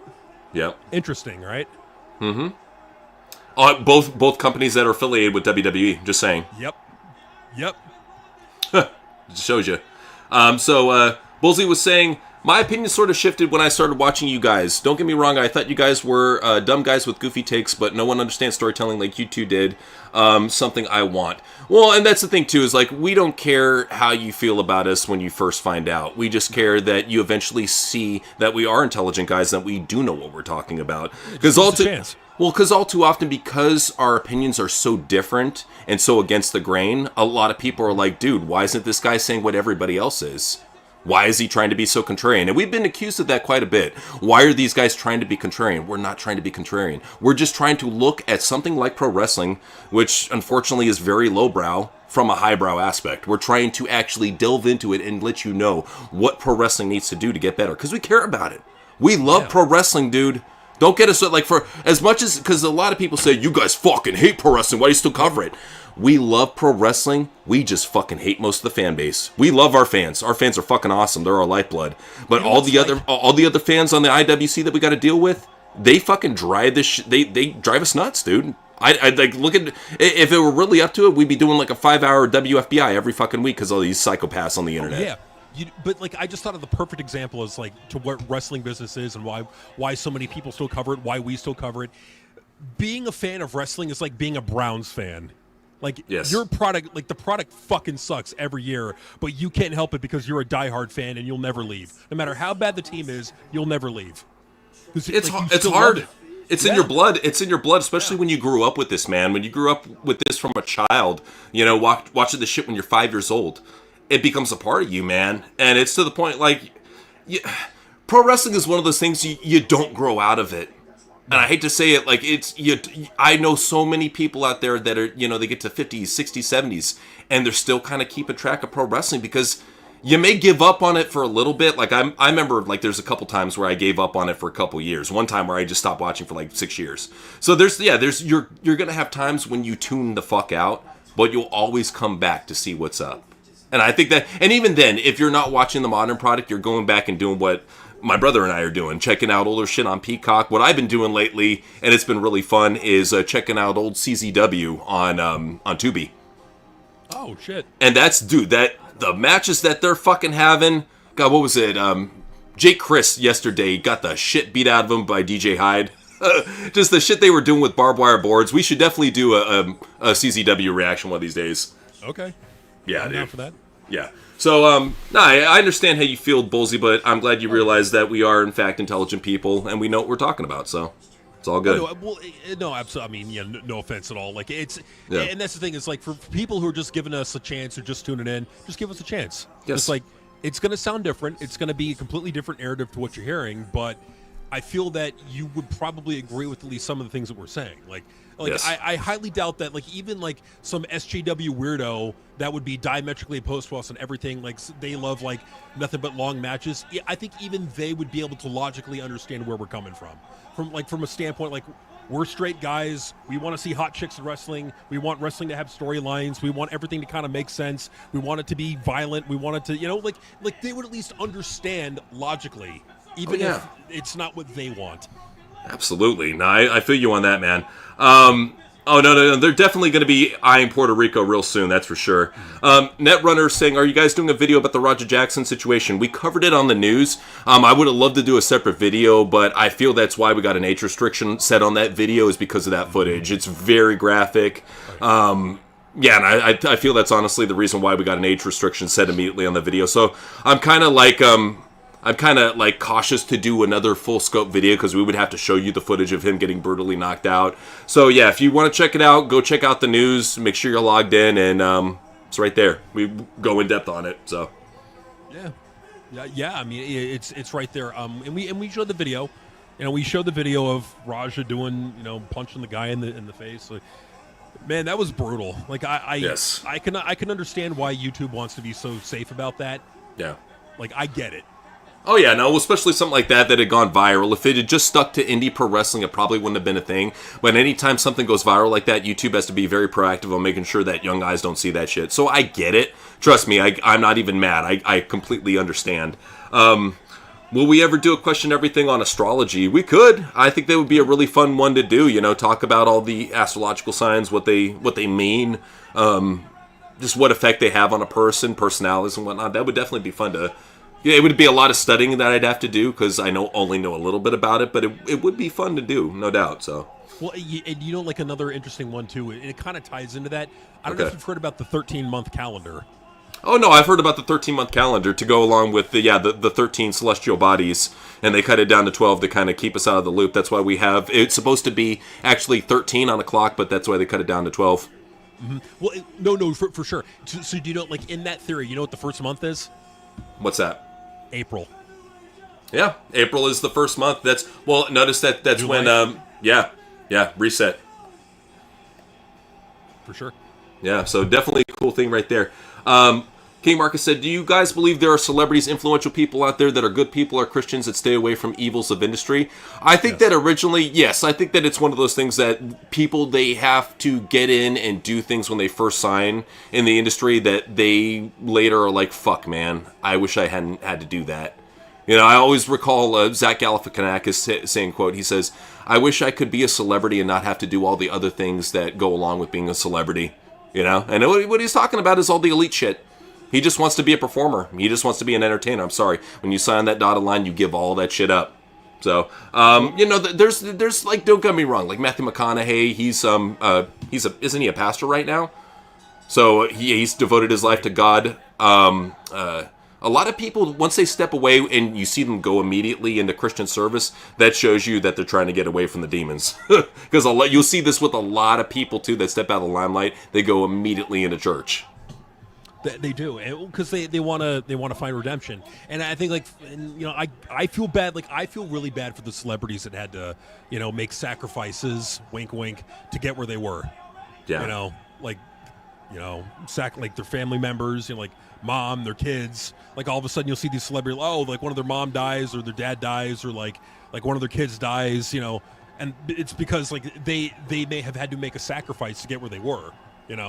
We even see it in who knows. We even see it in pro wrestling, man, and it's something where we don't like talking about it because the whole thing is on Question Everything. It's an open ball game because we're with people that are not just pro wrestling fans, but open-minded fans that just want to hear a different take on everything that's out there. But when you're expressing that type of take to the pro wrestling sphere, you have to understand you have a lot of people that are very close-minded and that they basically live in a fake reality. They don't want to look outside. They want to believe what they've been told. And that's the unfortunate thing, is like I've always said before, pro wrestling brings in a lot of lowbrow people. There's some highbrow people, but a lot of them, on the most part, are fucking dumbasses, just saying. Well, and I get, like, for a lot of people, like, they may be tuning in, it's like, what the fuck are they talking about? Like, celebrities sacrificing? What the fuck? Like, I get it. I know how it sounds. Highbrow. Believe me, I know how it sounds. Highbrow. Yeah, it's it's something interesting to kind of look into. Yeah, that's all I'm going to say about it. It's a niche thing. I'll put it that way. Yeah, but that's the thing too, is I don't mind being niche. I don't mind being counter. I love that. That's what CM Punk was saying about us one time. He's like, there's these guys on the internet, very niche. They keep on talking about me. What are you doing bringing us up, Punk? Getting all butthurt on Ariel Hawani, you fucking queen. Hey, making us feel important. Thank you, Punk. Appreciate it, buddy. Matrix is a peak movie. Its philosophy is so true. It's very true, man. It really teaches you a lot. And a lot of people, too, they'll talk shit about the Matrix and say, it's just it made a lot of people into that bullshit Gnosticism. No, it awoken us to what was going on, especially when you see the CIA document, a classified document from the CIA that was revealed that we live in a holographic simulation. At that point, it's not them just making shit up. This is your fucking reality. This is what you live in. Accept it and deal with it. And that's not a theory just shared amongst conspiracy theorists. That's actually something that you're hearing more and more theoretical physicists talking about, is that they believe that the universe is a simulation. That the way that it's structured that it's almost like it had to have been made by a computer program. Like, that's what a lot of theoretical physicists are saying now. Have you ever seen the video where people do DMT and they look at red lasers and they can see the coding, kind of like the Matrix, going through? Oh yeah. It's when you take DMT, like, the veil of reality fucking just disappears. That's how it is with a lot of hallucinogens, is that what it does is it ties your brain into what's going on with the universe. You become more conscious and awoke than you've ever been in a lot of ways. Well, it's like, with like magic mushrooms, like, it's honestly, microdosing is not the worst thing in the world for a lot of people. Like, I get it. It will make some people nauseous. I get that. But at the same time, I think everybody to at one point in their life have a psychedelic trip. I think at some point in your life, you got to experience it. Well, I will say real quick about mushrooms is that they're really good if you're going through depression. Take some, and basically, from what I see, it's kind of like a reset. Like, anytime I've been depressed and I've taken shrooms, it's a reset button on my brain. Gets rid of the depression. And I don't need it for a long time. Now, granted, I've only had to use it like once or twice for depression, but it works. It's, I think, the most effective anti-depression tool out there, without question. So, and that's the thing too, is if you're scared to do it, just take a small amount. Take yourself like a half a gram to a gram, whatever you think your body can handle. But yeah, it's great shit. In moderation, mind you. Well, and just, can I add on there, like, real quick? Please, can please. I add on? Go for it, yeah. There's an article, so for a lot of people saying, oh, that's bullshit. I'm looking at an article right now from johnhopkinsmedicine.org that literally talks about psilocybin treatment for major depression disorder. Oh, yeah? So, No. This is the thing, is we don't talk out of our ass. We know what we're talking about, especially when it comes to real life shit. You could say, oh, you guys don't know your shit on pro wrestling. When real life shit, we know our shit. Listen to us. We know what the fuck we're talking about. We will help you out. That's what we're here to do. Tio was wondering, if we live in the simulation, what should we do? I'm scared. I feel useless now, man. You shouldn't. Well, let me go back to a quote from Logan Paul. Logan Paul recently said that you got to treat life like a video game. If you treat life like a video game, you will chase that one up. You will chase that level up. You will look at it like, okay, this is like you were talking about earlier about giving kid goals. Almost like what you do in a role-playing game. You do quests to level up, to get better. It's a lot of it is, if you look at life like a video game, and you look at it like, you know what, it may be a simulation, but I'm on a simulation, and I have loving souls with me that are going to help me out. They're going to help me make the most out of the simulation to make the best out of it. I've always said before, you make your own reality. That's why it's very, very important that you be careful what you think about, what you say. Unbelievably fucking important, because you make your own reality. And if you're always putting out negativity, you will make a negative life for yourself. Keep in mind, if this is a holographic universe where your thoughts are energy and they can process into something like reality, be very careful what you think, be very careful what you say. You know, and we talked about like the whole like listening to positive music. All of a sudden, it changes your vibe, and then when your vibe changes, all of a sudden you start attracting good outcomes because you start looking for good outcomes. You start getting a better positive. Like, and it's just how what you resonate is what you're going to attract to you. You know, it's something that we kind of been talking about for a while. But like to add on to the whole, this is going to sound kind of silly and like maybe kind of gross, please, medically, but it's true. The amount of sperm in the average ejaculate, ready for this? About 80 million. Oh yeah. But think about that. You are 1 in 80 million. Like out of all the sperm that could have been in your mother's ovary, you were the one.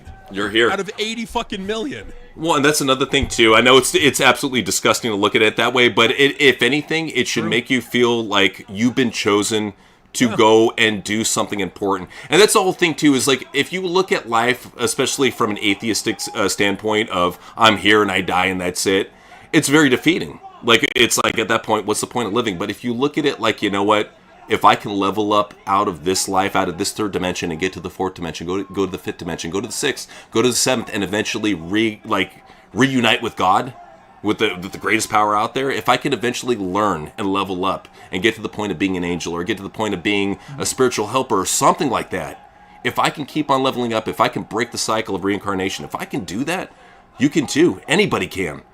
We're all meant to be something much more. It's up to you to break out of the simulation.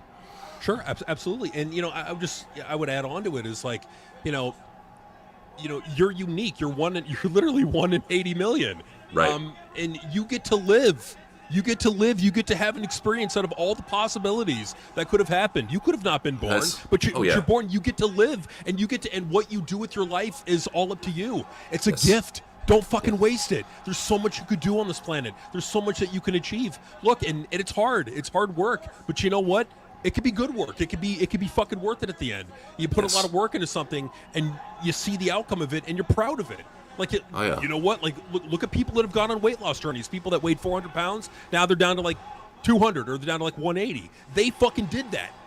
They were probably depressed as fuck. Like, oh, I'm never going to lose the weight. I'm never going to be what I want to be. And they fucking put the work in, and they got where they fucking wanted to be. Life is a gift. It comes with its pains. Don't get me wrong, but it's a fucking gift. You get to live. You're here. Well, that's the reason why we're here. Because I've always seen, what is the reason for living? What is the reason we're here? It's to live, learn, and love. Yes. The 3 L's: live, learn, and love. That's why you're here. You're here to ascend. You're here to get better. You're here to be a part of this experience with all of us. We're all learning. Everybody here is learning. We're just on different levels. That's why I try not to judge anybody on the spiritual mission. You know, we're all on different levels. We'll all get there. It's really crazy when you really break it down. But yeah, we all have a purpose. Every one of us has a purpose, and we're all here together. Yes. Out of all the possibilities, out of all the times, we're here together. Absolutely, no doubt about it. Yeah. And I feel you 100%, man. This is cool. I'm just sorry. I'm watching Chainsaw Charlie and Fuck yeah, dude. Cactus Jack beat the shit out of the New Age Outlaws, and it's great, man. This is great. And they're in the back, and they're throwing each other into like the Powerade bottles and the fucking Surge bottles in the back, and you got the forklift. Great. I love it. King Marcus said, "Never tell the universe out loud what your plans are." I agree with you on the out loud part. A lot of stuff I just do in my head, especially with the fact that there's a lot of microphones around nowadays, pretty much wherever you go. So yeah, no, I completely understand you on that. You know, always do prayers in your head. But yeah, it's project what you want out there mentally, like visualize it. Never like speaking into existence can work something out, but you need to make sure that what you're speaking into existence is something that's positive and has no negative connotations, or else you're going to get that negative kickback with it. Make sure it's pure and positive intentions if you do speak it out loud. Oh, absolutely. And be very, like, be in alignment with it. Like, because that's what I've noticed, too, is, like, if you want to attract something, you got to be in alignment with it. You got to believe it. Like, wholeheartedly, no doubt in your mind. Because when you resonate that, you're going to attract it. When you actually fucking believe it. Not when there's, like, not when you have any doubt about it. You got to convince yourself almost that it's just true. It just is what it is, you know? Well, you have to understand that when you believe in something and truly believe in something and you keep on believing in it, what you do is you build up a reality based off of that belief. And look at people that, God, what would be a perfect example of this is just look at people that have really built up their faith and made stuff happen because of their faith. You know, I would say that having a strong faith in God or whoever, you know, you really pray to is important to really, center yourself. I'm not saying that you need to have a strong faith to get anywhere in life. I'm just saying that usually people with a strong faith, a lot less stress. Usually people that are atheistic or, you know, part of a negative faith, more depression, more stress. So, have you ever heard of something called the 100th monkey syndrome? No, what's that? So the 100th monkey syndrome was a test done with monkeys where 99 monkeys knew how to do something, and then all of a sudden the 100th monkey was able to know how to do it. Like almost through osmosis, it was just able to know how to do it. It was just doing what the other monkeys were taught how to do. Oh yeah, no. Well, that's why we have the passed on traits, you know, through through our families and whatnot. No, I completely believe you on that. Taylor said, "What were your guys' opinion on Kamaru Usman now and when he was champion?" I thought he was good at what he did. A lot of ways I could see the black GSP comparisons, but he really fucked up stepping up to middleweight. He should have stayed in middleweight or welterweight where he was good. Stepping up to middleweight kind of fucked up his trajectory and really his GOAT status. I think that was a derailer right there. I want to say, he got his ass beat by Hazmat. So, yeah, after that, nah. Thoughts on Raj Jackson's situation? We talked about it extensively on the news, talked about it a little bit on the beginning of the show, but I'll just dwell upon it right here real quick. I think that this kid is probably fucking really depressed right now. I think his dad is really depressed right now, so I don't want to project any more negativity on them. But I think everybody's going to get what they deserve coming out of this. I think that Stu's going to get vindication. I think that Raj is going to get, Stu's going to get payment. I think Raj is going to get jail time. I think Rampage, he's getting it right now. He's getting the hatred of social media and everybody online. This incident is going to change a lot of people. That's for damn sure it's going to change a lot of people. So it's terrible that it happened. I really hope, if anything, though, that it forces WWE to be more careful about who they're getting into business with. And hopefully it forces people like Rikishi to take, if you're going to run a wrestling company, you got to be more proactive. You got to be much more involved. You got to make better decisions going forward. Because, you know, even if you're running an independent wrestling promotion, you are putting people's lives at risk with what you allow. Absolutely. So, Aegon was saying, sometimes I feel my pain is never ending. I'm sorry you feel like that, Aegon. I noticed, like, you do share with us that you do go through a lot of pain. What I would say to you is I would really try to look into meditation. I think that meditation can help you out. Definitely start going to church. Just maybe not even going to church, just bring God into your life. If you have God in your life, I would really say look into meditation, and how to positively visualize and make a reality that would be more pleasant for you. Because I think that right now you're dwelling on the negativity a lot because you see it all the time. If you dwell on it, it's going to become more powerful and influential in your life. If you focus on the positivity and really keep that ingrained, that this is a good life for me, things are going my way, you just keep on projecting positive realities, it will eventually manifest. That's how it works. It's just the way the universe works. And then the other thing I would also add in there too is, there's nothing wrong with wanting to, with talking to a therapist. Like there are people that are specifically trained to help people like you, that because there's people that are going through stuff that you're going through, that, they have depression issues, they got all kinds of issues that they need working through. And that's just what, psychotherapists are there for, is that there's people there that can help you. And so I feel like that whatever stigma that people may have with, seeking mental health, that shouldn't be a stigma. That should just be like going to the hospital because you got a fucking nail in your nail in your heart or something like that. There should be no stigma attached to mental health and seeking mental health services at all. I think there's nothing wrong with it. In fact, if you think you need it, definitely see what you can do in that regard. Oh yeah, for sure. JT said, "Hey TWRP, I think Mark Henry is a black supremacist." Well, we do too. I think a lot of it though is I think it's he realizes that there's there's a lot of white liberal nerds out there in the IWC, and this is an easy way to appeal to them. Easy fucking way. So he's doing what he's doing. Especially like with the Hulk Hogan shit. He knows that there's a lot of people that a lot of self-hating whites out there. So he's definitely the one to fucking exploit that shit, which sucks because a lot of them in pro wrestling nowadays. A lot of self-hating white liberal dipshit fucking idiot fans. Well, and like what you were saying earlier about Mark Henry with the shit that he dealt with earlier in the industry and the pain and the scars from it, I just think that Mark Henry just has a lot of shit that he needs to work on. Like it's, if you're a racist, that's in my view. If you're a racist, that's a mental illness. In my view, it is a mental illness.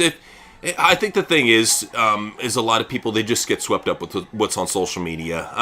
That's why I always say stay the fuck off of social media because it's bad for you. You're going to see stuff that always promotes negative ideologies all the time because controversy creates clicks. So that's the shit that you're going to see people fucking promote, quote, tweet, get outraged about. And that's what you're going to see on the internet. Look, we're not talking about happy shit right now. We're talking about some poor guy that got brutally knocked out by some fucking thug. That's what we're talking about. Yeah. Yeah, it just is what it is, man.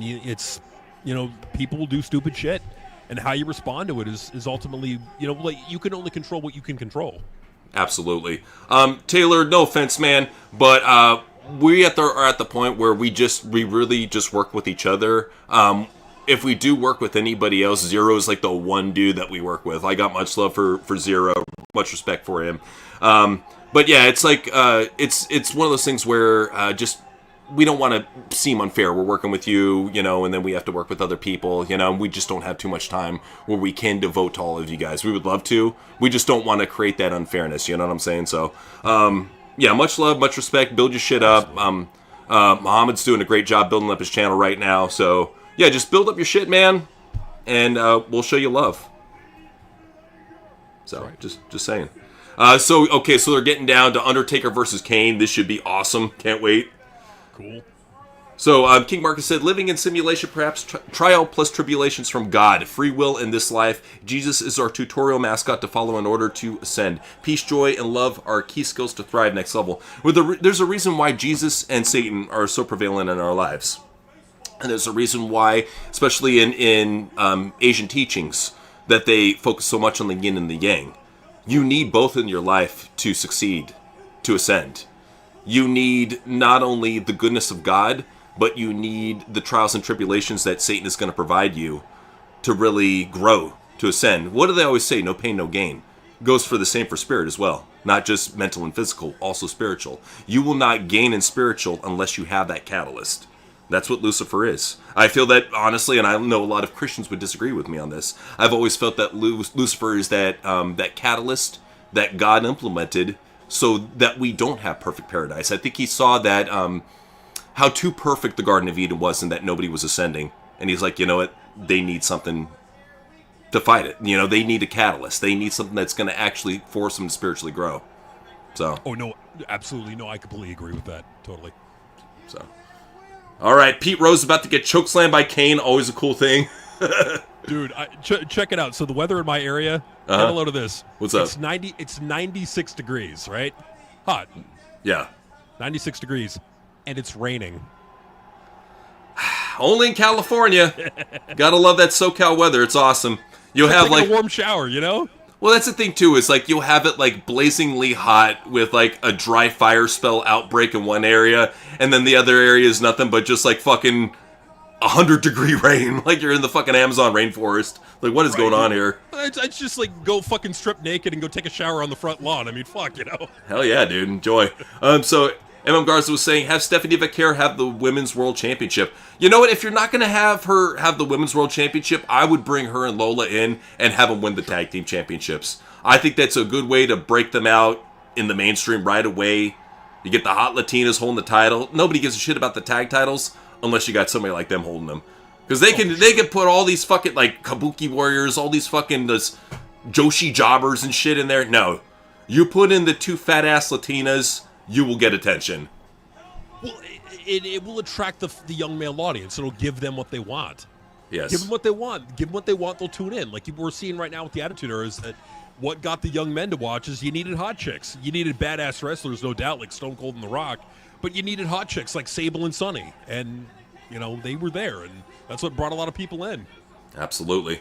So, It's Bullseye said, let me tell you a secret. The best way to stop depression is to accept that you're going to feel like that. Yet, because you feel like that, that means you were happy, and that means it can happen again. That's an interesting way of looking at it, It's Bullseye. I've always felt if you're not going to look at it from the spiritual aspect, look at what you can do to make it better for yourself physically, whether that be changing your diet, which can lead to depression with all the fucking shit they put in food nowadays.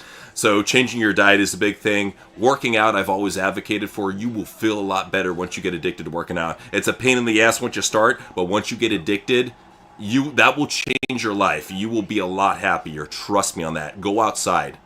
Go outside, go for a walk, get some sunlight. That will help you out as well. Fresh air, it helps. Start drinking more water. There's a lot of things that you can do that are free or cheap to make your depression better on a physical level without believing in all the spiritual stuff. If you're an atheist or whatever, you're not ready to accept that type of level, do it from the physical area. Just saying. Well, I completely agree. Like, I totally agree with that. And, like, do things that make you happy. Like, if you're having a bad day, do something that will make you happy. Oh, yeah. No, well, that's the thing, too, is it's okay to reward yourself every once in a while. And that's why... especially with the goal system that you were talking about earlier, have that reward at the very end. Once you get all of this done, you can treat yourself to like an ice cream sandwich or a popsicle or a soda, or, you know, just that's what I love, is just taking something that you would think is a regular everyday snack and make that your reward. You're used to drinking water all day, you know, you fucking did all your shit, now you get a can of soda. You know, it's a nice little reward. For example, like you had a hard day, put on a good movie and pop some popcorn. You know, it's just little things you can do to kind of just, you know, make your day, the rest of your day better, you know? Oh, yeah. Yeah, and see, like, when you're enjoying it, just say, I earned it. You did. Like, yeah. Absolutely. Well, and it makes you feel better because you feel like you actually did earn it. It's not like, I'm bored, I'm going to go fucking waddle over and grab a bag of chips. You earned that bag of chips after fucking busting your ass all day. Well, it feels fulfilling. It doesn't feel guilty, like, oh, I'm a fat fuck, I'm eating these chips, oh, look at me. No, it's like, yeah, you're fucking right, I earned these chips, I put the hard work in. I worked a hard day, you know, I completely agree. Like, and this is what I love about, you know, what we get to talk about here is about the life stuff. This is awesome, dude. I love it. It's fucking, I love it, because wrestling, it's like, what else are we going to say? Whereas with life stuff, this is actual important stuff. This affects how people see the world, how they experience it, and like it doesn't have to suck. Like you can find ways to make yourself happy. Well, this is a controversial take, but after seeing a certain video, I'm starting to think that it may be the case. I've always felt this way, though. This guy who's schizophrenic made a video of what it's like to live as a schizophrenic. So it had him looking around in like this forest-type background in his backyard, and you could see what looked like these kind of like you know how in the Predator you can see the Predator up in the tree, how it has like kind of like that what is it, cellophane shadow to it. Yeah, that's what he was showing. Is it? Thing. Yeah, like they kind of like these. They're visible but invisible type of weird demonic faces that were everywhere, and the person quote tweeting was saying that, okay, well, now I firmly believe that schizophrenics see demons. It's a possibility. I mean, I think it's very much a possibility that once you get a certain mental illness, it breaks certain barriers that we aren't aware of on a regular basis. You know what it kind of sounds like? It's like how cats and dogs can see ghosts. They can? Oh, dude, I can tell you how many times I've seen one of my cats just staring up in a corner. And you know they're tripping. You know they're seeing something. For sure. Well, yeah, because like they're like our eyes and our ears are how we see the world, and those can only perceive certain frequencies within the light spectrum, and our ears can only hear certain frequencies within the certain sound spectrum. So it's like cats can hear higher frequencies, like dogs can hear higher frequencies than humans can. It's like you could blow into that whistle, like you can't hear it, but the dog will be yelping in a corner. Absolutely, no, I agree with you. So, what was it? Aegon said, I disagree. Do bullying me messed me up so bad I still feel it to this day. You want to feel a lot better, man? I swear to God, this will help you. Start working out and do martial arts. Because I can tell right now it's definitely a confidence issue with you. If you start working out, putting muscle on, and you actually get in the gym and start fucking getting tougher, learn how to fight, you're going to feel a lot better. You're going to feel like, you know what? Ain't nobody going to fuck with me anymore. That's where I want you to get, Aegon. I want you to get to the point where you're like, ain't nobody gonna fuck with me no more. And if you gotta start putting on some muscle, learn how to box, learn some Muay Thai, learn some jiu-jitsu, learn some wrestling, whatever it takes, man, whatever's your boat. But do what it takes to feel more confident. I know that helped me. When I started working out and I learned martial arts, I'm like, dude, ain't nobody fucking with me. Well, and like as someone who took martial arts, like there's a reward system in it, like where you level up, you get the belt, you get the higher belt. It's like, so there's like a reward system even built into martial arts, to where like when you go and take it, like you do kung fu or karate or jiu-jitsu or whatever it is, it's like you get to level up and you get the ceremony that goes along with it, and you get pride that goes along with that too, because you put the work in. So I completely agree with you. I think, definitely working out, definitely taking martial arts, do something where you're going to feel fulfilled at Absolutely. the end of the day. And realize that a lot of the people that bullied you earlier on, they don't matter. Well, and you got to understand, too, that when they bully you, it's never about you. It's about them. A lot of these people are dealing with fucked up lives, and they bring it to the workplace or they bring it to school, and they take it out on you. That's it. When they pick on you, you got to look at it like, this motherfucker has a lot of shit going on. Don't feel like, I wouldn't get to the point where I feel sorry for him or anything like that. Just be like, okay, he's fucked in the head. It doesn't excuse it, but it gives you, like, it makes you realize, especially when you always see the movies about, like, the bully at school and he comes home to the dad who just beats the shit out of him and throws beer cans at his head. Kind of makes you understand, It's like in Simpsons, the Nelson character, Nelson Muntz. He's bullying all the other kids at school, but then you see his life at home. His mom is a drunk whore and his dad is not there. It's more about him venting on other kids rather than that individual kid. Like, it's like when people bully you, it's usually not about you. It's about them using you as a target. It's like them targeting you to vent their frustrations. So it's about them and their bullshit, and they're taking it out on you. It's not about you. Like, don't blame yourself for the shit that they do. They're just assholes that don't know any better. And it's crazy too. Is like the people that I always see that are talking the most shit about other people, they're always the ones that have the most fucked up lives. Like, they're always like, you're the one dumping on other people, yet you're going through the divorce, you're about to lose your fucking house. Your kids fucking hate you. Oh, yeah, but you're loved at work. Good for you. Good for you, buddy. What is it? Aegon said, I lost all respect for Undertaker after what he did to his supposed friend Matt. A lot of these guys I grew up watching are revealing their true colors.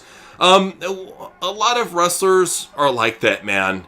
It's very, very rare nowadays that wrestlers will still be friends with people that they knew back in the locker rooms back in the 90s and 2000s. It gets to this point, especially when you're not seeing them anymore. You really have to have that dedication where you call them on a weekly basis or text them on a weekly basis. So, Yeah, and I think now, too, especially since he's trying to kiss up to everybody. That's what you see with Undertaker. It feels like he's trying to kiss the IWC's ass. He's trying to kiss Triple H's ass. He's trying to kiss Shawn Michaels' ass. He's even trying to kiss Vince's ass, being at his fucking party. So it's like, he is trying to make everybody happy right now, which drives me nuts because you're the fucking Undertaker. You don't got to make nobody happy. It almost kind of makes me wonder if he has financial issues. I hope that's not the case. Well, that's what I don't get is, like, how could have you been that bad with your money? He couldn't have been, like, making much less than Stone Cold was. I mean, Stone Cold looks like he's financially set. Has his own ranch.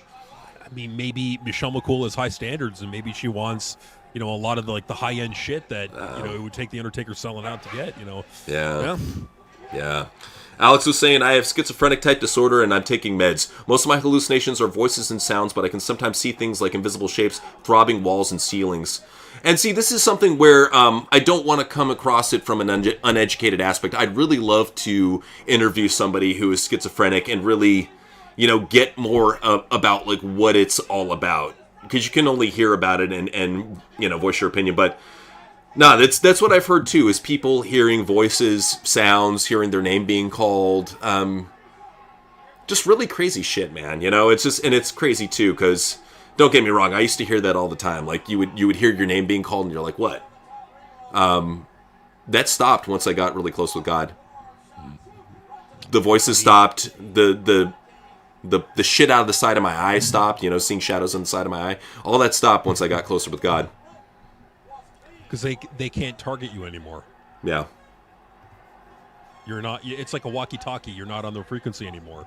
They can't talk to you. Well, and that's what people don't understand, is that when you dwell on the negative, what you do is you actively bring demons towards you. When you dwell on the positive and you bring God towards you, there's a reason why when you say the name Jesus Christ to a demon, it backs off. There's a reason why, because there's power in that name. And it's something that even like people that don't believe in Christian theology, witches, Wiccans, will even say there's power in the name Jesus Christ. Demons fear it. As they should, because it's light, it's God, it's something that they can't touch, it's something that they can't touch or associate with, and so they hate it because they can't fight it. Absolutely. Guys, we're gonna skip on Clash in Paris. I mean, This is one of those shows that has been universally hated before it came out by everybody. Not only the casuals like us, but even the smarks are like, who the fuck wants to watch this shit? Good. Yeah. And hopefully the French don't, blow all their money on fucking boring tickets to a boring show. Like the fans need to be more selective with like how much they're willing to give to WWE, because like for WWE, it's like if you want them to give you a good show, you got to let them know that they can't be charging $70,000 for a fucking front row seat at Mania. Nah, that's fucking crazy. Retarded shit, man. Yeah. So Eric was saying, hot take, I don't mind normal bullying because that's basically trying to test your manhood. It's good for our testosterone, but the mental, emotional, and psychological or physiological type is a different story. I completely agree. Yeah. And that's the thing, too, is like fucking with somebody a little bit to try to help them out, that's what guys do, That's just what dudes do. We're like, it's almost a way of tough love. Of, hey, I care about you, so I'm going to fuck with you a little bit to help you out. I can understand where that comes from. And a lot of times too, you'll fuck with somebody and they'll start losing weight, or they'll start taking skincare products or something. They'll do what's necessary if it happens enough. At least back in the day, that's how it used to be. Is if you get fucked with enough, they'll do what it takes to get better. Nowadays people just go into a corner, just fucking cry in a hole. No, take that fucking shit and get better. Use it as fuel. Yeah. I mean, absolutely. I mean, because like it's. There's three ways three things you could do about it if you get bullied. Number one, you could ignore it. Number two, you could react negatively to it. Number three, you could see, is there a learning lesson here? Yeah. Like, and not to say that you're the piece of shit and that you deserve what you got, but what it's to say, okay, like it's like being in the military. Like you're going to go through trials and tribulations in the military, but are there things that you can learn about it, going through that? I want to get Truly's thoughts on this. Truly, what do you think about the situation? About bullying? Yeah.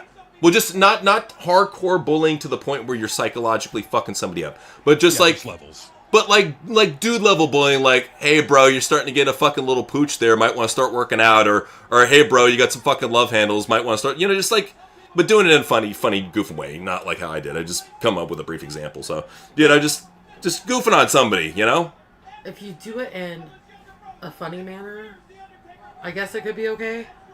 But, like, I was bullied when I was younger, and it was because of weight, or I talked funny, or whatever. And that kind of messed with me mentally. You know what I mean? It can. Well, and that's the thing, too, is like... You got to make sure you're really close with the people if you're going to do that. And you have to make sure that you know that they're joking. Sure. And that they're not serious. Yeah, and that's the thing, too. I can understand, because I've known a lot of people, too, that have taken a lot of bullying, and it mentally wears them down over time and makes them feel broken, and leaves them with psychological issues. I completely understand long-term bullying. But if it's little bullying between, like, let's say, close friends... Like, if you see somebody with a pimple, hey, come here, pimple boy, let me get that for you, or something like that. Yeah, that's just one thing. That's like the joke that you can tell. And if it's with your friends, you guys are cool with each other. Some people have issues, though, with, like, weight and stuff like that, though. Like, bullying with that. Like, even if you're picking on somebody just to be funny. Yeah. A lot of people have self-esteem with that nowadays. Self-esteem, so you got to be careful with that. Yeah. So King Marcus said, I'll never understand what Vince saw in Triple H. Well, the thing... What Vince saw in him is he saw a guy that was a workhorse. Like Triple H, he was always known as one of those guys who was the workhorse of DX, and he was the dude who they could go and talk to. Like everybody says that back in the day, that everybody else was a fucking pillhead or an alcoholic, but Triple H was the one you could actually talk to in the clique. So I think it was just his dedication, and then he saw how he wanted to actually learn creative and help him out, and he took juice and took care of his body, was addicted to bodybuilding. Vince loves bodybuilding, so I think they had that in common, Both love the bodybuilding. He married his daughter. That probably helped, so, What's up, Julie? And they both love Stephanie. What's up? Yeah. And they both love Stephanie, quote-unquote. Quote-unquote love Stephanie, true. True. Yeah. Well, and, like, because I remember hearing stories, like, when Vince Russo left WWF, apparently who filled in the void was Triple H would get involved in creative, like, hey, Vince, I can help you out in creative, and I think he kind of appreciated that, he was a good company. Like, Triple H has always been a good company guy. Yeah, no, he's always been there and always worked hard. That's one thing, is like when Vince was doing all the fucking TV deals with Nick Khan and making shit happen, I will say that he was in the pits. Like, Triple H has always been there. Sure, he ain't gonna fucking bust his ass, but he'll always show up for work. He's like that one really lazy piece of shit at your job that just talks to people all fucking day long and plays around on their cell phone, but they show up every single day on time and never call out sick, so the managers love them. That's what he reminds me of. That's the type of guy he is. Yeah, it's Triple H in a nutshell. So, King Marcus said, gym training is saving my life, no joke. It's the shit, man. It really, once you get it going and you really make it a part of your life and you take the time out for it, it can really change you for the better, and it can make you happier. That's the main thing that I noticed, is I got happier. And I want everybody who's dealing with pain, dealing with depression, I would just want you guys to be happy. Just be happy. Well, and like for me, like, make working out fun. Like I no joke, I wake up at 3 a.m. every day, and I do my workout routine in the garage. I got my weights, I got my treadmill, got all that, and I look forward to it because, like, it's my personal time in the garage. I even got like a little TV in the garage. I'll put like Futurama on or Family Guy or Simpsons or something. I'll put it on there and I'll work out as I'm watching whatever's on the TV.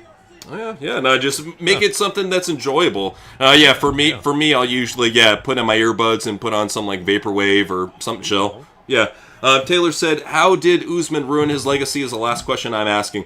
I felt like he wasn't able to regain his heat after that. I feel after he lost to Kameev that he lost a lot of the heat that he had. I haven't really heard much about him since.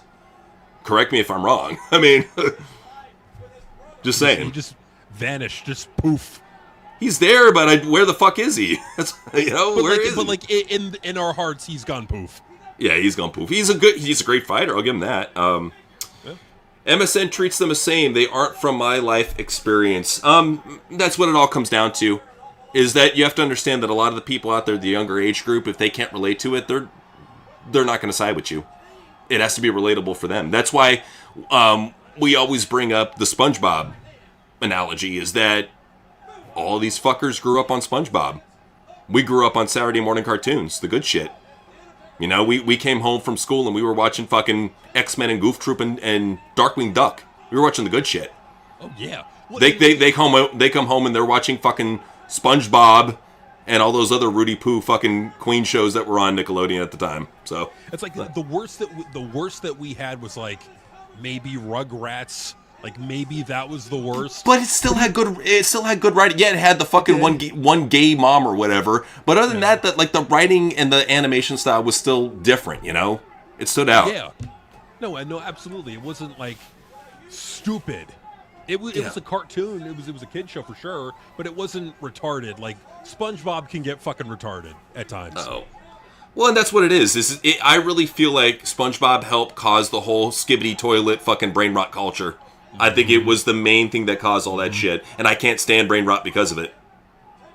Well, it's like you could do it like even Beavis and Butthead. Yeah, it's stupid, but there's like an intelligence beyond it. Like there's like an overall narrative. Yes, you know, theme a going on. Narrative. Yeah, absolutely. Eric E.V. Jones said, agree, Triple H's best work was when he was in DX. He was good when he became the game, but he took himself way too seriously post-2001. Well, he always needed, I believe, Shawn Michaels to kind of bounce off of. I feel like Shawn helped bring out the fun in Triple H. Because Triple H by himself was just this, I'm so serious, I'm so big, I spit water and I bury people. Nobody wants to fucking see that shit. And I think that's the main reason why Cross didn't get over in WWE. He took himself way too seriously. Yep. No, I mean, it's 100% what it is. It's he became just a vanilla guy. He became vanilla.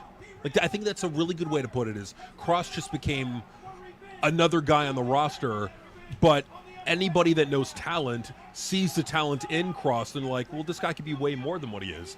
If they actually give this guy an exciting character and have him doing cool shit, this guy could be massively over.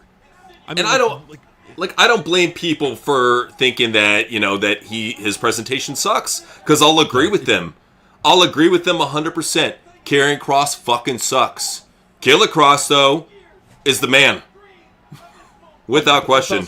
Like Rocky Maivia sucked. The Rock was awesome. Yes. Like Isaac Yankem sucked. Kane was awesome. You know, like straight up. The presentation matters. Absolutely. King Marcus said, never liked SpongeBob, creeped me out. Well, to me, it was never really funny. I never saw like the laugh out loud moment in it. It was always like one of those things where I would watch in the background and I would roll my eyes and then walk out of the room. never once I'm like, ha ha ha, that's fucking funny. I'm just like, eh. I'd rather watch fucking Teen Titans over that shit. I hate to say it. So yeah, because I was going to ask, was like, what's a cartoon from that era that you would actually be okay with? Teen Titans is fine. I mean, I'll tune in to that from time to time, and it's okay. It's not my cup of tea. I mean, I'd rather watch like Two Stupid Dogs over that shit. Just saying. But yeah. DC Viper was saying, do you think RFK Jr. is serious about going after Bill Gates for bioterrorism with all the fake meat and mosquitoes, among other things? It's interesting that he is actually doing that. Well, just look at what he's done already. It makes you think that he may be onto that just because of the fact that, banning all the chemicals like the red dye, titanium, titanium oxide, and like Skittles and all that. Banning shit like that, moving towards beef tallow and fast food. He's making small movements. And doing something like that would be grand if he was able to do that. That'd be really cool, because I think Italy put a ban on fake meat just recently too. So I would really like to see the world stand up against Bill Gates and all this fucking fake fucking... What it really is it's straight up, it's supervillain shit. He's doing supervillain shit and nobody's calling out him for it at all, you know? Well, Bill Gates is a guy that literally, he's on camera. You can find a video of him. I think it's even on YouTube, of him talking about like getting rid of like half the world's population being a good thing. You know, it's like, if we can get this number close to 0, that would be a good thing. It's like, he's a fucking villain. Like an evil Superman villain, that would be their goal. But Bill Gates says the same fucking thing as a multi-billionaire, and nobody fucking bats an eye. Well, look at what his background is. Look at who his father is. Practically the granddaddy of eugenics. Mm-hmm. Oh yeah, No, yeah, a lot of people don't know that about Bill Gates' about his father, heavily into eugenics. Yeah, no doubt. So King Marcus said, late 90s Cartoon Network all the way. Oh, that's the golden era right there, man. Dexter's Laboratory. That's what's up right there, man. Good shit. Powerpuff Girls, Even Johnny Bravo. Johnny what Bravo. was that one? Ren and Stimpy wasn't Cartoon Network, were they? They were Nickelodeon. They were, yeah, MTV and Nickelodeon. Cow and Chicken was another good one, yeah. That was a funny one. Yeah. What Netrunner was saying, would you guys do question everything on subliminal messaging in cartoons, TVs, and movies? We did one probably a couple years ago, but I guess we could do a newer one, more updated one. I'd be down for that. Yeah. So Aegon said, have you seen Babylon AD with Vin Diesel? I have not. Any good? Is it on TV? Can I... Yeah, if it's good, we'll check it out. I mean, I don't mind Vin Diesel movies, so... Pitch Black was a very underrated one, so... Yeah, I don't mind Vin Diesel movies. It's Babylon AD. I'm going to look it up here. Oh, yeah, it's on Tubi. Cool. Got 5 days left. Well, we got to talk about this real quick, because I was talking to Truly about this the other day. How streaming... Honestly, everything that I watch streaming nowadays is free apps. Oh, whether it be Tubi, Roku, Fight TV app, whatever it is, it's all free shit now. I very rarely, like with Peacock, I'm watching, of course, WrestleMania on it right now. But this is one of the few apps that I actually have to pay for. Other than that, I'm thinking like, why have Netflix? Why have Hulu? Really, most of the good shows out there are on these free apps. Like, really go into your app store and start downloading all the shit that is free. Oh no, for sure. And you know who's learning that? A really big name is learning that. Who's that? The Super Bowl was on Tubi. It was also on Fox, but it was also on Tubi. I know because I watched it on Tubi, and it worked fine. Yeah. On September 5th, no joke, on September 5th, Chargers versus Chiefs in Sao Paulo, Brazil. It's going to be airing on regular YouTube, not Crazy. YouTube TV. Regular YouTube. Even the NFL is realizing, oh shit, people want free. That's where you go. You go to the free services. You go to YouTube. You go to Tubi. Well, it's as simple as this. That's why I've never, ever liked really putting ads on videos. It's one of those things where you have to make it accessible to everybody. I mean, that's really how you grow your fan base, is make it accessible to everybody. Don't put it behind a fucking paywall. Why would you do that? It's dumb. Well, and it also limits your exposure. It's like you want more and more people to know about your product. Like if you're trying to sell like a type of soda, you want to advertise. You want to let people know, hey, this soda exists, and hey, if you're looking for this is this is why my product is going to appeal to you. It's like you got to let people know that your fucking product exists. It's like TNA back in the day. One of the reasons why they didn't grow is they didn't advertise. Nobody fucking knew they were going to be in town, and so nobody went. Absolutely, man. So King Marcus was saying, Bill Gates could repent tomorrow, but I guarantee he's won a ticket to hell for the villainous agendas he's behind. Same people that think that predictive programming prevents wrongdoing, bad karma for them.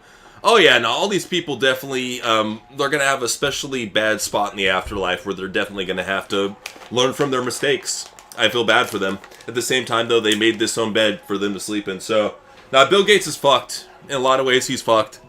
He's put out way too much bad karma, way too much bad energy. And when your fucking wife that looks like Mike Ditka is leaving your fucking ugly ass because you're so fucking evil, that should be a telltale sign. When you lose Mike Ditka in a wig, shit's gone downhill, you know? It's because he is an evil person. He allowed himself to just become just an evil piece of shit. And it's like when you got that much money, you could do so much good with it. And don't you love it? Yeah. Well, don't you love it how Beavis and Butthead in the newer seasons, they kind of did a tongue-in-cheek reference to how evil he is by having him be like the most ascended, enlightened person, and he paid for his spot up in heaven? to mock him. Yeah, mock him. Exactly. See, that's why I love Mike Judge. Like a lot of what Mike Judge does is he makes it meta. It's like a lot of like what you see with South Park. It's very on the nose, but like a lot of with like Mike Judge, it's very meta. It's like in the background, you kind of gotta like understand what he's talking about on a like on like a more on like a different kind of level to understand. Like because if you know about like Bill Gates and like all the shit that he's done, you'll get what he's talking about. You know. True. Hey, JT, I took a big poop on the day that Hulk Hogan died, and it was a big stinky poop. I'm sorry, JT. Much we love you, brother, but I'm sorry. But yeah, no. Okay, so I think they're finally getting to the main event here. Got main event time coming up. It should be fun. Shawn Michaels, Stone Cold, Mike Tyson as a special guest referee. This is the type of history that we grew up with. Good shit, man. Good shit. Poopamania is running wild. Poopamania, yeah. Or should it be Dumpamania? Dumpamania. I think, Vince loves poop, so I would go with Poopamania. I like that. Poopamania. Yeah. Faces. I can only imagine, like, if he was doing that shit to Hooker, do you think that he has a room in his house just for, like, poop play? He probably does. The poop room? The poop room. Why don't you take us up in the poop room? There's nothing but poop. Everything is made of poop. You can smell it coming from down the hallway. He's got, like, chairs and tables made out of shit. I never got why Vince is a fecal-philiac. Like, I don't understand why. It's funny. Poop is funny. Because we always knew that he had a thing for poop back in the day, because he would always joke around about it. Always joke around about poop and farts. So I'm like, and even the Kiss My Ass Club, like, he loves butts. He fucking loves butts. So I'm just funny. Funny butts. Like, funny butts. You know, when Vince comes back, he's got to make it a faction. The funny butt faction. And you got to have like, everybody has a farting gimmick. Bring back Natalia's farting gimmick. Make Jacob Fatu the farting werewolf. The fart faction. Cody Rhodes is the Fart all-American dust. fart, yeah, or like the all-American fart mayor or something like that. Oh, we got to bring back fart dust if that's the case.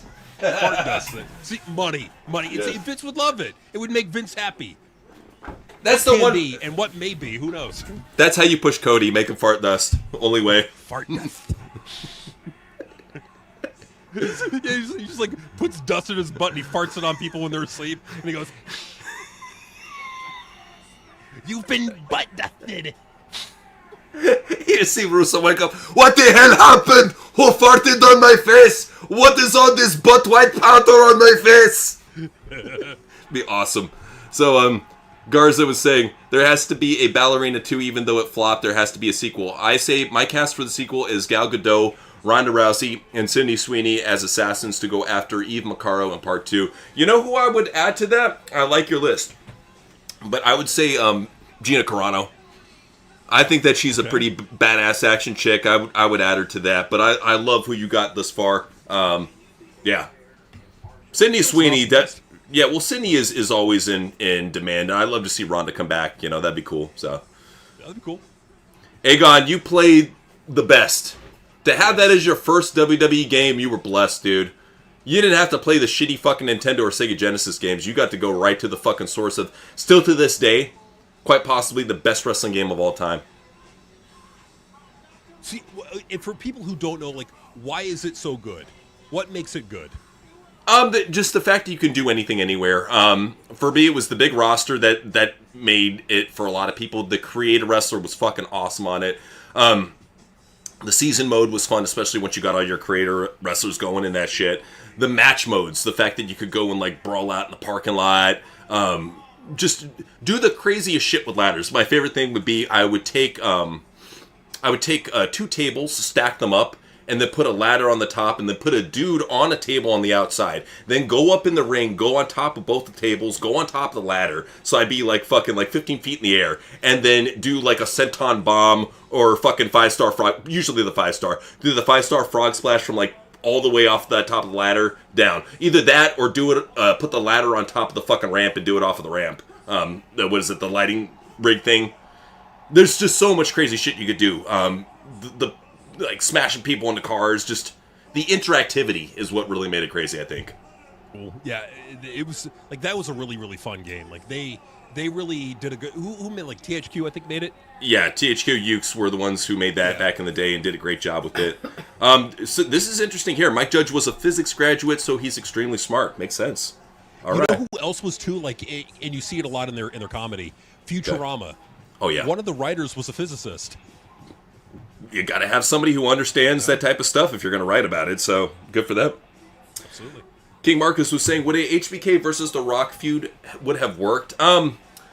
You could make it work, I'm sure, and especially with Russo and whatnot.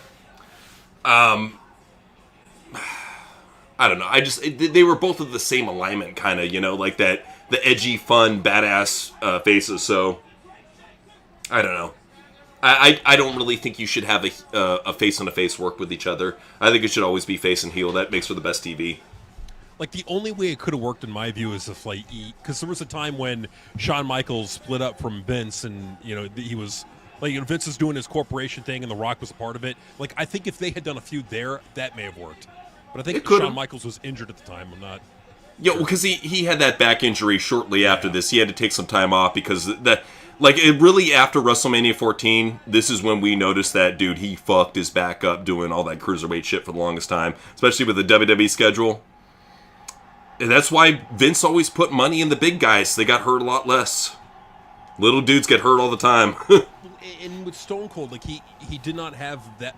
I mean, yeah, Stone Cold ended up, fucking up his neck and having to change his wrestling style. But, like, even then, like, even Stone Cold had to change his wrestling style to something more safe. Because even he learned. But a lot of the wrestlers now, they have nothing else to fall back on, but I can do flips and kicks. Yeah, and that's why it gets to the point that when they do get hurt, they can't change their style because they have nothing to fall back upon, and they don't have the mic skills and charisma that Stone Cold has, so they're fucked. They're fucked. Netrunner was wondering, do you guys believe that Eastern animation is better than Western animation? My friend mentioned how anime has better writing than most cartoons. I think modern day it is. I think back in the day, Western had the edge, though. So, yeah, modern day Eastern definitely kicks our ass. No doubt about it. Oh, no doubt about it. And with anime, it's so diverse. Like, I genuinely believe that even if people who don't like anime, there's probably either a character or a story in an anime that may appeal to that person. Even if they hate anime, even if they say they hate it, Hey, I'm one of those guys where I'll flat out say I'm not the biggest anime fan. I went and I watched, actually, Cyberpunk Netrunner on Netflix, just because I'm a Cyberpunk fan. Only reason. I watched it, I enjoyed it. Yeah. So it's worth it sometimes to get invested in some of these shows, even if you have to be into it from some other cultural perspective. That's what helped get me into Netrunner, is the fact that it was Cyberpunk related. So, just saying. There you go. I mean, there's something for everybody with anime. So, yeah, there you go. There you go. Yeah, so already they got the crowd fucking hyped for this shit. Tyson, he keeps on staring at Stone Cold like he wants to fuck him. Maybe he's got I don't know, man. Maybe he's got a thing for him. Yeah. I mean, Mike Tyson, who knows? Very, very weird guy. Do you remember when weird tattoos? Do you remember when Mike Tyson tried to tear his shirt off and was having a hard time, and Jericho's trying not to laugh, and then he's like, "Yeah, you look good." Hey, how crazy is it when you really think about it? Let's talk about Chris Jericho. He's looking to make his return in the fucking Royal Rumble this year. He's already warm enough for that WWE comeback. How crazy is it that he was the most hated guy in AEW in 2024, and now these fucking same smarks want him to return in the Royal Rumble for 2026? Because they want to see what WWE can do with him, and I'm telling you right now, it's going to be boring. It'll be better than AEW, I'll tell you that much. The learning tree, yeah, it won't be as goofy. I can guarantee you that. Whatever Chris Jericho does in WWE won't be as silly. Well, the thing about Jericho is that he'll be given prestige because of what he's done with WWE. I think, I don't think that Triple H will treat him like a god or anything like that, but I think a guy with that much tenure who's good on the mic, still physically fit somewhat and able to wrestle, people like that are gold. And especially, that's not under contract with AEW. That's the thing about Triple H. You have to understand that this day and age, since he can't write, he's going to bring back everybody that can wrestle and bring numbers, or he thinks he can. He'll do it. That's because he can't write. So he's good. That's how he gets his pops now, is just bring back somebody. And that's a good point, too, because he's more than just an in-ring guy. because somebody in their 50s, it's like there's not going to be much value from an in-ring perspective. Kind of like with Goldberg, it's like there's only so much you could do. Mm-hmm. But as a personality, as a big name in the wrestling business, there is a lot of value in him, especially as like a GM role. Like if you want to make Chris Jericho like a GM of SmackDown to help bump the ratings, there you go. That's something. Nobody gives a shit about Magnus. No one cares. You can use them for feuds with Canadians like Sammy and KO. I think that's you could do something with that. I think that he's a guy that he would be greater off in WWE, whether he's a GM on commentary, road agent, producer. I think he's a valuable mind and a valuable voice to just leave out. You know. Well, and that's another thing too, is that I think that he was underutilized from a creative aspect in AEW. You know what I mean? But like, I do think that Chris Jericho did a lot of the goofy shit that he wanted to do in AEW, but I feel like it almost was not the right environment for him. Like, he had too much control. I do think that wrestlers need to have some limitation on what they're allowed to go out there and do and try. Because like some of their ideas, like we covered with Aleister Black, the energy circles, kind of, you know. Well, and you see, at least with AEW, you see that they have a very lenient locker room that basically lets the wrestlers do whatever the fuck they want. That's why CM Punk was looking like he was strung out on fucking fentanyl when he was over in AEW. That's the reason why I think Jericho was slurring all the time during his promos and looking all fucking red-faced. If they let you drink, if they let you do something special on the side, what's to prevent him?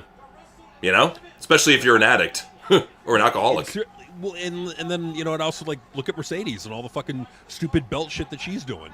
Yeah. Like, I know, it goes all ways. Yeah. It goes all ways. It just goes to show that, like, Tony Khan does not have control over that locker room, and I think that he's very much trying to appease them and make them happy by saying, yeah, go out there and do your fucking stupid shit, even though the fans are going to hate it. Like, there needs to be, like, a level of control on that, and that's at least what Triple H can do, is he can have the level of control, but the problem with it is that he's not creative, and so you're not going to get anything good out of it. It's just going to be boring. Well, that's the thing, too, is he may have an entire locker room full of 50-50 book mid-carders loving his ass, but it's not doing anything for the ratings. You can talk all he's beloved in the locker room. Well, look who's fucking beloved. Shit wrestlers. Shit wrestlers beloved him. I don't care if shit wrestlers beloved him. I know that only the good wrestlers are saying nice things about him because they know that if they say anything bad about him, you'll get to pushed. They see what happens. You have to... Triple H is a very insecure, shallow man that if you don't constantly praise his ego, he will take a title off of you. As soon as you get a belt, what do you see all those people do? Oh yeah, this is better than the Attitude Era. Yeah, right now we're on a fucking roll, boom era. Every one of them is a propaganda machine after they win a belt.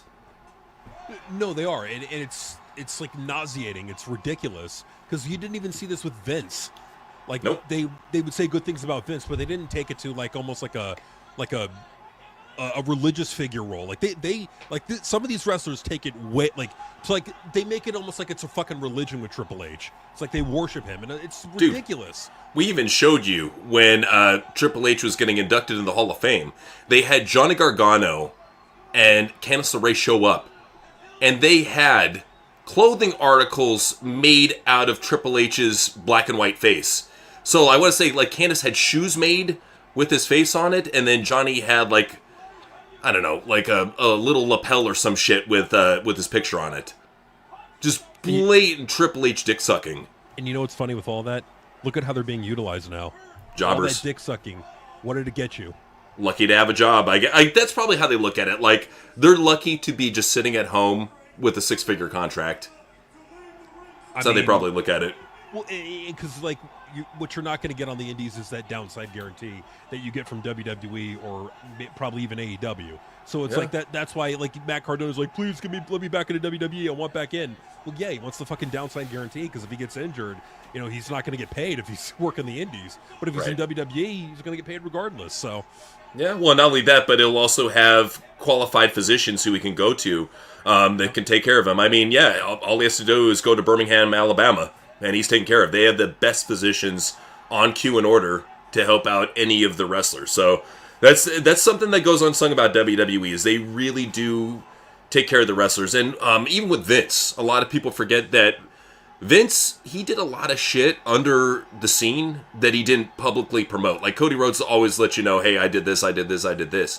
Vince, you'll find out shit 5 to 10 years later that he helped out this wrestler, or that he fucking put this wrestler in rehab, or paid for their injury, or bought their mom a house, or some shit. Like, you find out shit about Vince because he doesn't promote it.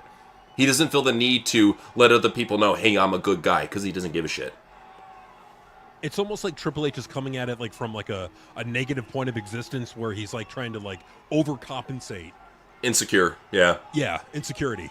Same thing with Cody. I mean, that's why he tries to be John Cena Jr. But the thing about John is John never rubbed it in your fucking face what he was doing. He did those Make-A-Wishes on the down low. Everybody knew he was doing them, but he didn't like, hey, I'm going to be doing a Make-A-Wish over in Alabama today. You never saw that shit. No, I mean, for sure. It's like he didn't make it a point to. Now, maybe WWE did a little bit of the promotion there, but like he didn't, you know, and like Chris Jericho didn't, and you know, it's, yeah. Agreed, man. It's just Vince. With Vince, everything was more about the showmanship and the spectacle, and with Triple H, because he's not a good showman and he's not good at delivering spectacles, he's just blowing open the fucking curtain because he has nothing left. Well, and he doesn't know what to do. It's like, it's kind of a thing where it's like, if it's not his vision, he's not going to endorse it, and he's not going to, you know, give it his all. Like, if it's not his vision, he'll half-ass it. But even if it is his vision, he's not going to know where to go with it. Case in point with Jey Uso. He had a vision of, I'm gonna put the rocket ship on you. I'm gonna make you the guy. And then he made him the guy and didn't know where to go with it. You know. Well, and that's the thing too, is like he has this thing where he'll execute a plan that the fans will love for that 1 week or that one night, and then he doesn't know what to do after that. It doesn't matter what it is. It could be the Rio storyline. It can be what's going on with the Bloodline. Virtually anything. John Cena, R-Truth, virtually anything. He is just a criminal ball dropper. He'll get something going, get a fucking hot streak going, and then just drop the ball for no reason. Not for no reason, because he's fucking stupid and he doesn't know how to fucking write a story. So he knows how to create moments. He doesn't know how to expand upon them. No, and that's the thing. It's like, you will learn how to do that 30 years of the business. You're going to know how. But you should. He can't genuinely be creative because he's not genuinely creative. It's not there. No, it never has been there, and that's what we keep on trying to tell people, is like, for all these people that say that he's a creative genius, he's a mastermind, there's a reason why they call him the cerebral assassin. Any sort of brains that he once have are fucking gone. They disappeared through getting butt fucked by Stephanie and steroids. They're gone. Well, and the other thing too is like, there's a lot, like, you can lose your fastball. You see it in sports all the time. It's like, you can lose your fastball. You cannot be, you know, as good as you once were. Maybe adding on to all of this is that Triple H is just not cognitively there like he used to be. Yeah, I mean, a lot of it has to do with Triple H. Is just he's getting old, man, and he's not. That's the thing. You can't compare him to Vince McMahon, because Vince McMahon, legit, very high IQ, and of course, even people with high IQs are going to get stupid when they get older. Dementia's going to set in. You can't be sharp forever. So he's going to lose a little bit of it. But even at where he is right now, he's still way more creative than Triple H at this moment. His dementia-riddled brain at 80 still can destroy anything Triple H comes up with. Well, I mean, absolutely. I mean, and we saw it even towards the end. Like, you know, Vince McMahon is the one who handed Triple H the bloodline. Vince McMahon is the one who handed Triple H that whole Roman Reigns heel build, like, for years and years. Vince McMahon handed him the Judgment Day, and what did Triple H do with it? He degraded everything. He even created a fucking knockoff bloodline that went nowhere. Well, that's the thing, too, is even with this knockoff bloodline, there's not a single person in that stable that people actually care about. Yeah, they'll talk about Solo Sikoa's goofy faces, but look at JC Mateo. He's getting fucking booze and you can't wrestle chance and getting hated on. Nobody cares about Tala and Tama Tonga or the other fucking tall motherfucker. Nobody cares about any of the Tongas at all. They're all boring as shit. Well, and that's what we said right from the get-go, and people are like, no, you guys are fucking idiots. We said right from the get-go, what's going to happen with Triple H? He doesn't know how to book, so what he's going to do is bring in a bunch of boring Samoans that are either Fatu or Tonga or Hanoi. He'll bring them in and shove them in a fucking stable and expect people to pop for them when they won't. Well, he's of the old school wrestling mindset of like they're going to be able to get the rub because they're working with Solo Sikoa. Well, Solo Sikoa is a nobody. He's a mid-carder. He always has been. Yeah. Well, that's the thing, too, like with Solo, is I've never got the big deal with Solo Sikoa. He's always been, like, Vince would treat him like a fucking mid-card jobber. Because he's never in good shape. He's never been good enough to be the leader of a faction, even when they were running the Bloodline shit, the original Bloodline storyline. Never been good enough to be the leader of a faction. I don't know what the fuck made him think that. If anything, I would have had, like, Jey Uso as the fucking leader of the faction. Have somebody with some charisma. Not fucking Solo Sikoa. He looks out of shape as fuck. He looks like Samoan King Hippo. How the fuck can you take that guy seriously as beating Roman Reigns? Please. And then he beats Jacob Fatu? Really? No. He looks like shit. He's so fucking short and fat. And that's my main problem about all these guys. If you had one big, powerful monster Samoan like, I don't know, like Rikishi back in the day or Yokozuna, maybe you could build them as a tough guy. But all of these dudes, so short, so small. They almost needed Rikishi to run that faction, to give it legitimacy, because like no one in that faction has legitimacy outside of really Rikishi. No one's going to matter in that group. Because you have to have name value, and especially if you take Roman Reigns and the Uso brothers out of there, what you got? That's why I was saying at the very least, have it be like Jay leads one faction, Jimmy leads the other, because then at least you're you can't be really focused on Jimmy because they fucking dropped the ball with him after his alcoholism, but at the very least you can buy him being a heel member of a faction against a face faction, you know? He's, I don't know. I think that there could have been more done, They're shitty. This Bloodline faction storyline was doomed the minute that Vince stepped out the door. Once that happened, it was doomed. Well, and what I like about that too is like there's so much you could do with like one brother's faction versus the other ones, and there's just so much you could do their storyline. And like where does like Roman Reigns side on the whole thing, and where's The Rock on it? Like there's so much you could do there, but because you have dumb fuck uncreative Triple H in charge, he's going to take anything that he was handed from Vince and just run it into the ground, and then the fans are going to turn on him as they are now. I'm legit surprised he hasn't brought in the Tonga twins, as the female members of the Bloodline. Because you know that these fuckers have been asking, oh, bring in Naomi, bring in Tamina, bring in all these, no.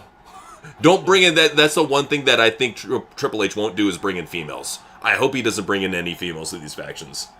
I don't think he will. I think he's going to focus on, like, it's a male faction. Because if he would have done it by now if he was going to do it. Yeah. Well, that's the thing, too. He's not going to hire back Tamina just to fucking get a nothing pop, because nobody's going to pop for Tamina. Nobody's going to pop for the Tonga twins. I'm sorry. Nobody's going to pop for any of these. Like, maybe Nia Jax, if she joined. They could possibly do something with that, but even then, Maybe, but even then, like, I just feel like there's so many fans that just wouldn't give a shit. Like, that's kind of the issue, is that, like, Nia Jax joins, and then what do you do with her? Well, it would have to be in opposition to a top face faction that's around. Like, so let's say, like, Cody started the American Nightmare faction, and he brought, like, Ricky Saints, and then some fucking overrated bitch from NXT, like Jordan Grace or some shit in his faction. And you needed a male faction with the female to kind of, be the enemy. Something like that, No, I hear you on that. No, you definitely, like, there's a way to do it, but the problem with it is that it's who's running it. It's who's running the WWE will not get better until Triple H is gone. Because, and it's unfortunate because he's wormed himself into that position so that he can't be removed out of it easily. But the problem with it is that only works if the fans like him, and the fans are turning on him more and more. So well, you're seeing the accounts that used to always suck his dick. They're dying out. It's like you only got a couple, like Elite Rockers, Fade, Heel Lucy. Those are your dedicated. Fucking Gareth, Miss Jericho. You definitely got your Triple H defenders. But for the most part, a lot of people are waking up to the fact that Triple H not only is a racist, but he's a terrible fucking booker. I mean, even Bruce, even he's calling it boring. Right. Now, he's still doing the whole, like, WWE creative bullshit, but at least he's saying it. Yeah. No, we've been asked this a lot. We're looking at 2027 as the year that shit changes. So that's what I'm saying is, guys, just be great. Be patient. be patient and know that in time, shit will change for the better. And there's things being set up, especially if you pay attention to the symbols. That's why when people like scoffed at us and said, oh, there's no way that Vince McMahon would be having a business meeting during his 80th birthday party. Vince McMahon is driven by business. He's the same type of guy that says the reason that he never ever sleeps is you never know when you might get a phone call in the middle of the night for something interesting. So he's the type of guy, he lives and breathes pro wrestling. I think he took a break from it because of all the Janelle Grant bullshit, but I think he wants to get back in. I think he sees what Triple H is doing to his baby, and he's like, no, this fucking big-nosed idiot can't be trusted. Well, what I would say to those people that are skeptical that, oh, Vince is 80 years old, that wasn't about business. Vince McMahon literally started his own fucking private equity firm. He's all about business. He's Mr. Business. Yeah, he's Mr. Business. And then he made sure to even advertise 14th and I on that Hulk Hogan documentary. He had 14th and I on the wall behind him. So he wanted to advertise it and let it get out there. No, I think that we've said it before, and I hold firm to this belief, this notion that when TKO, when they maximize whatever deals that they can get, when they can no longer get these unbelievable multi-billion-dollar deals, what they're probably going to do is they're going to sell. Like when they can't pack the arenas anymore, when they can't get the billion-dollar deals anymore, they'll just sell to 14th and I in the Saudi PIF and just wash their hands of it and call it a good day. And you know, we're talking a lot of money that the Saudis have to spend, and would they spend that money on WWE? Absolutely. Because one of the things that they're having a problem with is like, yes, they have their own golf tournament, the Live Golf Tournament. Yes, they have their own fighting league, but nobody fucking cares. People care about the American, the PGA golf tournament. People care about UFC. They don't give two shits about the Saudi shit. And the Saudis know that, and they've got a $600 billion of liquid cash available to fucking spend. Oh yeah, well that's why they're gonna get something, even if it's a dying product like WWE, under their banner, because it's family safe entertainment. You know, and that's something that they want to expand into, is they want as much family safe PG stuff that they can show. That's why I don't think they're really expanding towards like bare knuckle or MMA for that matter. They're still trying to keep it widely accessible, which is smart. I don't know. I think truly, if anybody is going to buy WWE, it's the Saudis. No, 1,000%. And I think that, and also look at the fact that they're doing more and more Saudi shows, and now they're planning on doing a 2-day WrestleMania just for Saudi Arabia. Yeah, no doubt. I completely agree with you, man. Doomslayer said, TWP, thoughts on Doom the Dark Ages. It's one of those games that when you watch videos of it, it looks great. It looks fucking amazing. But after playing it, I will say that it did not hook me like previous Dooms did. Like, that's the thing, is Doom Eternal got me hooked. You know, I was hooked to that shit. I really enjoyed it. And even the first Doom was fucking great. The remake, awesome. With Doom Dark Ages, it's structurally, it's a good game. I'm just not hooked to it. I played a little bit of it, and I was just like, I don't know. Something about it. I don't know what I can, if I can really put my finger on it. I feel like it could have been better, especially the time period that it was based in. Well, and what I would also add on to it is even just the character, the gameplay itself. It's like you were more grounded, whereas like in Doom Eternal, you're able to fly around the arena and jump all over the fucking place. Whereas in Doom Dark Ages, you're on the ground and you're using your shield as a weapon and shit. Now it was cool. Don't get me wrong. You know, I actually went and watched the entire gameplay and all the lore and all the storyline behind it. And I thought it was a good story, but it was not as like you weren't able to jump all around the arena like you were in like previous games. Dude, my favorite was the shotgun grappling hook. Yes. Like I used that shit all the time in Doom Eternal. Like that was one of my favorite, because you could just like swing around like fucking Spider-Man just blasting people, just really had a fun mechanic to it. Don't get me wrong, there's fun to be had with Doom the Dark Ages. It's just not my favorite. Well, and I also say like the bosses felt bigger in Doom Eternal.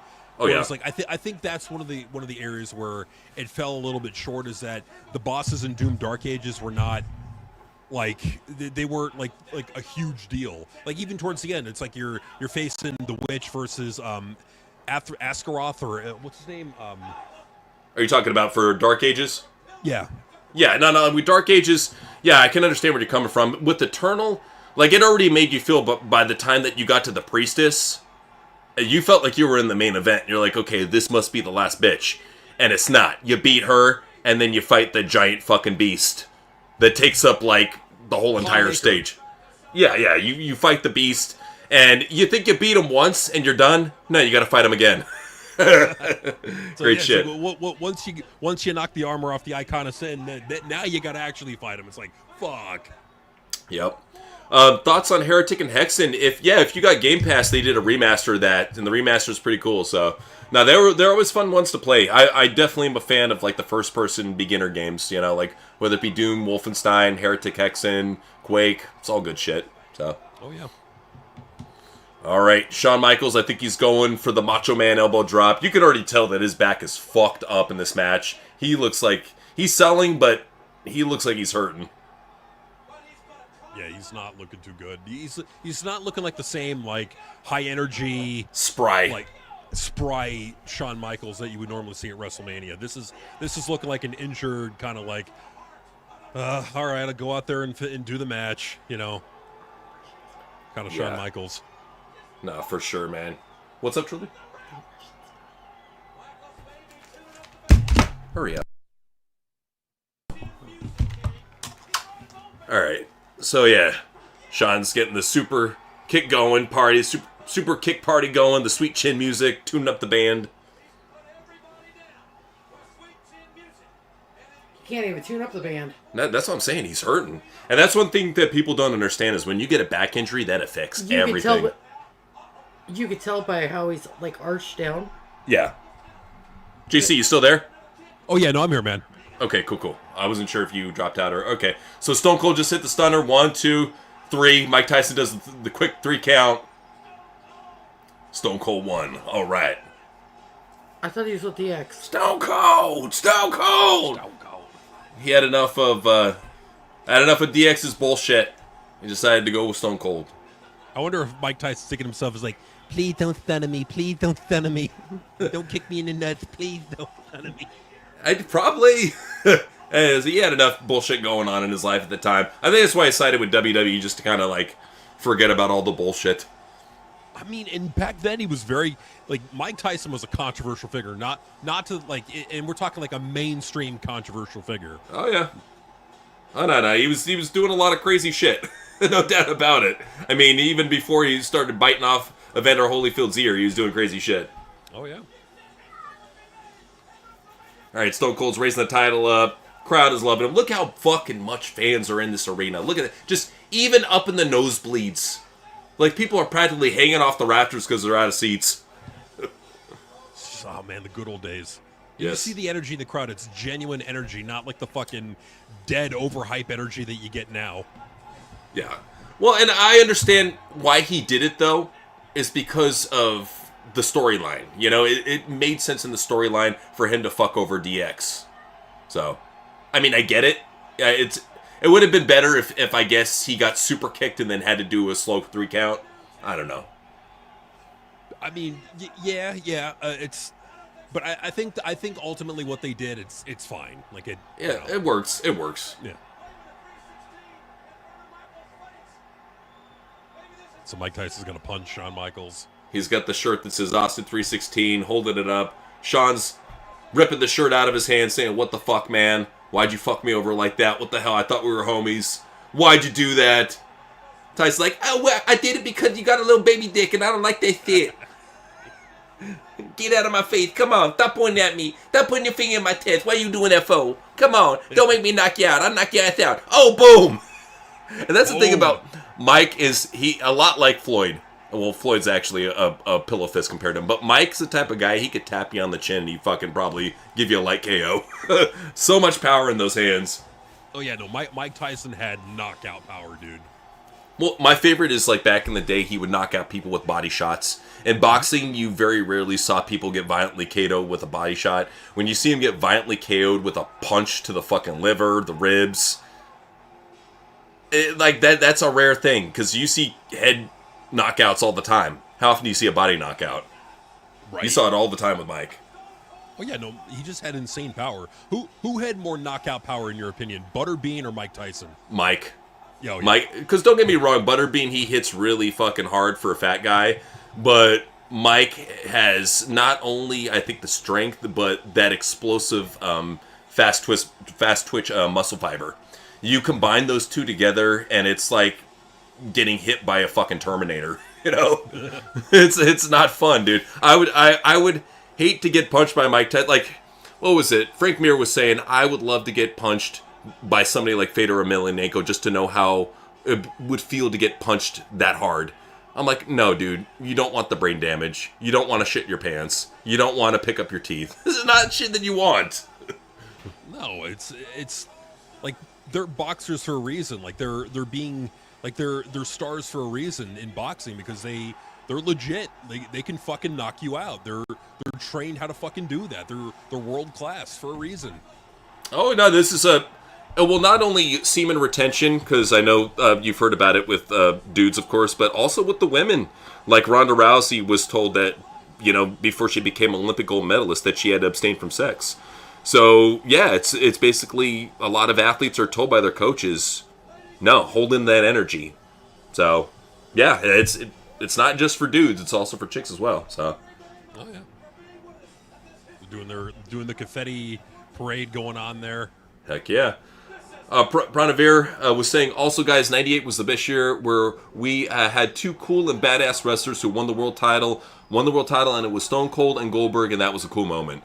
Well, just to see two guys who people wrote off as fucking jobbers back in the day, and they became the best. I think it was really cool, you know? So, especially with Stone Cold. He got fucking released from WCW via fax. Goes to ECW, does the Hulk Hogan ripoff gimmick, and it's fucking hilarious. Shows that he still has charisma, that he can actually act and work the mic. Gets signed by WWF, does the Ringmaster, breaks out with Stone Cold, the Austin 316. And the funny thing about all that is that there was only one man who could predict it even back then that Stone Cold was going to be the big star that he became. Yeah. Paul Heyman. Right there. He's a guy who's always been a good judge of breakout stars. I think that, like, and he's always been one of those people that we said could take a real turd and polish them up like any other promoter before him. Like, there was, Bischoff tried his best, but nothing like Heyman. Heyman could take somebody like Just Incredible. I mean, he was fucking Aldo Montoya, a jobber with a jockstrap on his face in WWF. And he made him into the top heel in ECW and a world champion. Yeah. Well, and you know, Paul Heyman was the guy to work with Brock Lesnar. Paul Heyman was the guy to see CM Punk and kind of put him down the right path. You know, Paul Heyman, you know, like, I know we don't think highly of him, of the wrestler I'm about to mention. We don't think highly of CM Punk for that matter, but like Will Ospreay, like a lot of people were jerking off over, like, you know, Will Ospreay, his work rate, he's going to be a big star. Well, you know, Paul Heyman, you know, was pointing out that Will Ospreay was going to be something back when he was some skinny kid back like over like 12 years ago. True. Now he's a good judge of talent. Hardest punchers ever, according to you guys. So I'd probably go with modern day. I think Alex Pereira has a lot of punching power. He hits like a Mack truck. Mike Tyson and Fedor were two big power punchers for me growing up. James Toney is another one. What about you, JC? What do you got? I think it's a great list, honestly. Yeah, so a lot of good hitters out there. All right, so since we got that taken care, what's up? No, because I would even add on to that. You know, Paul Heyman basically gave Karrion Kross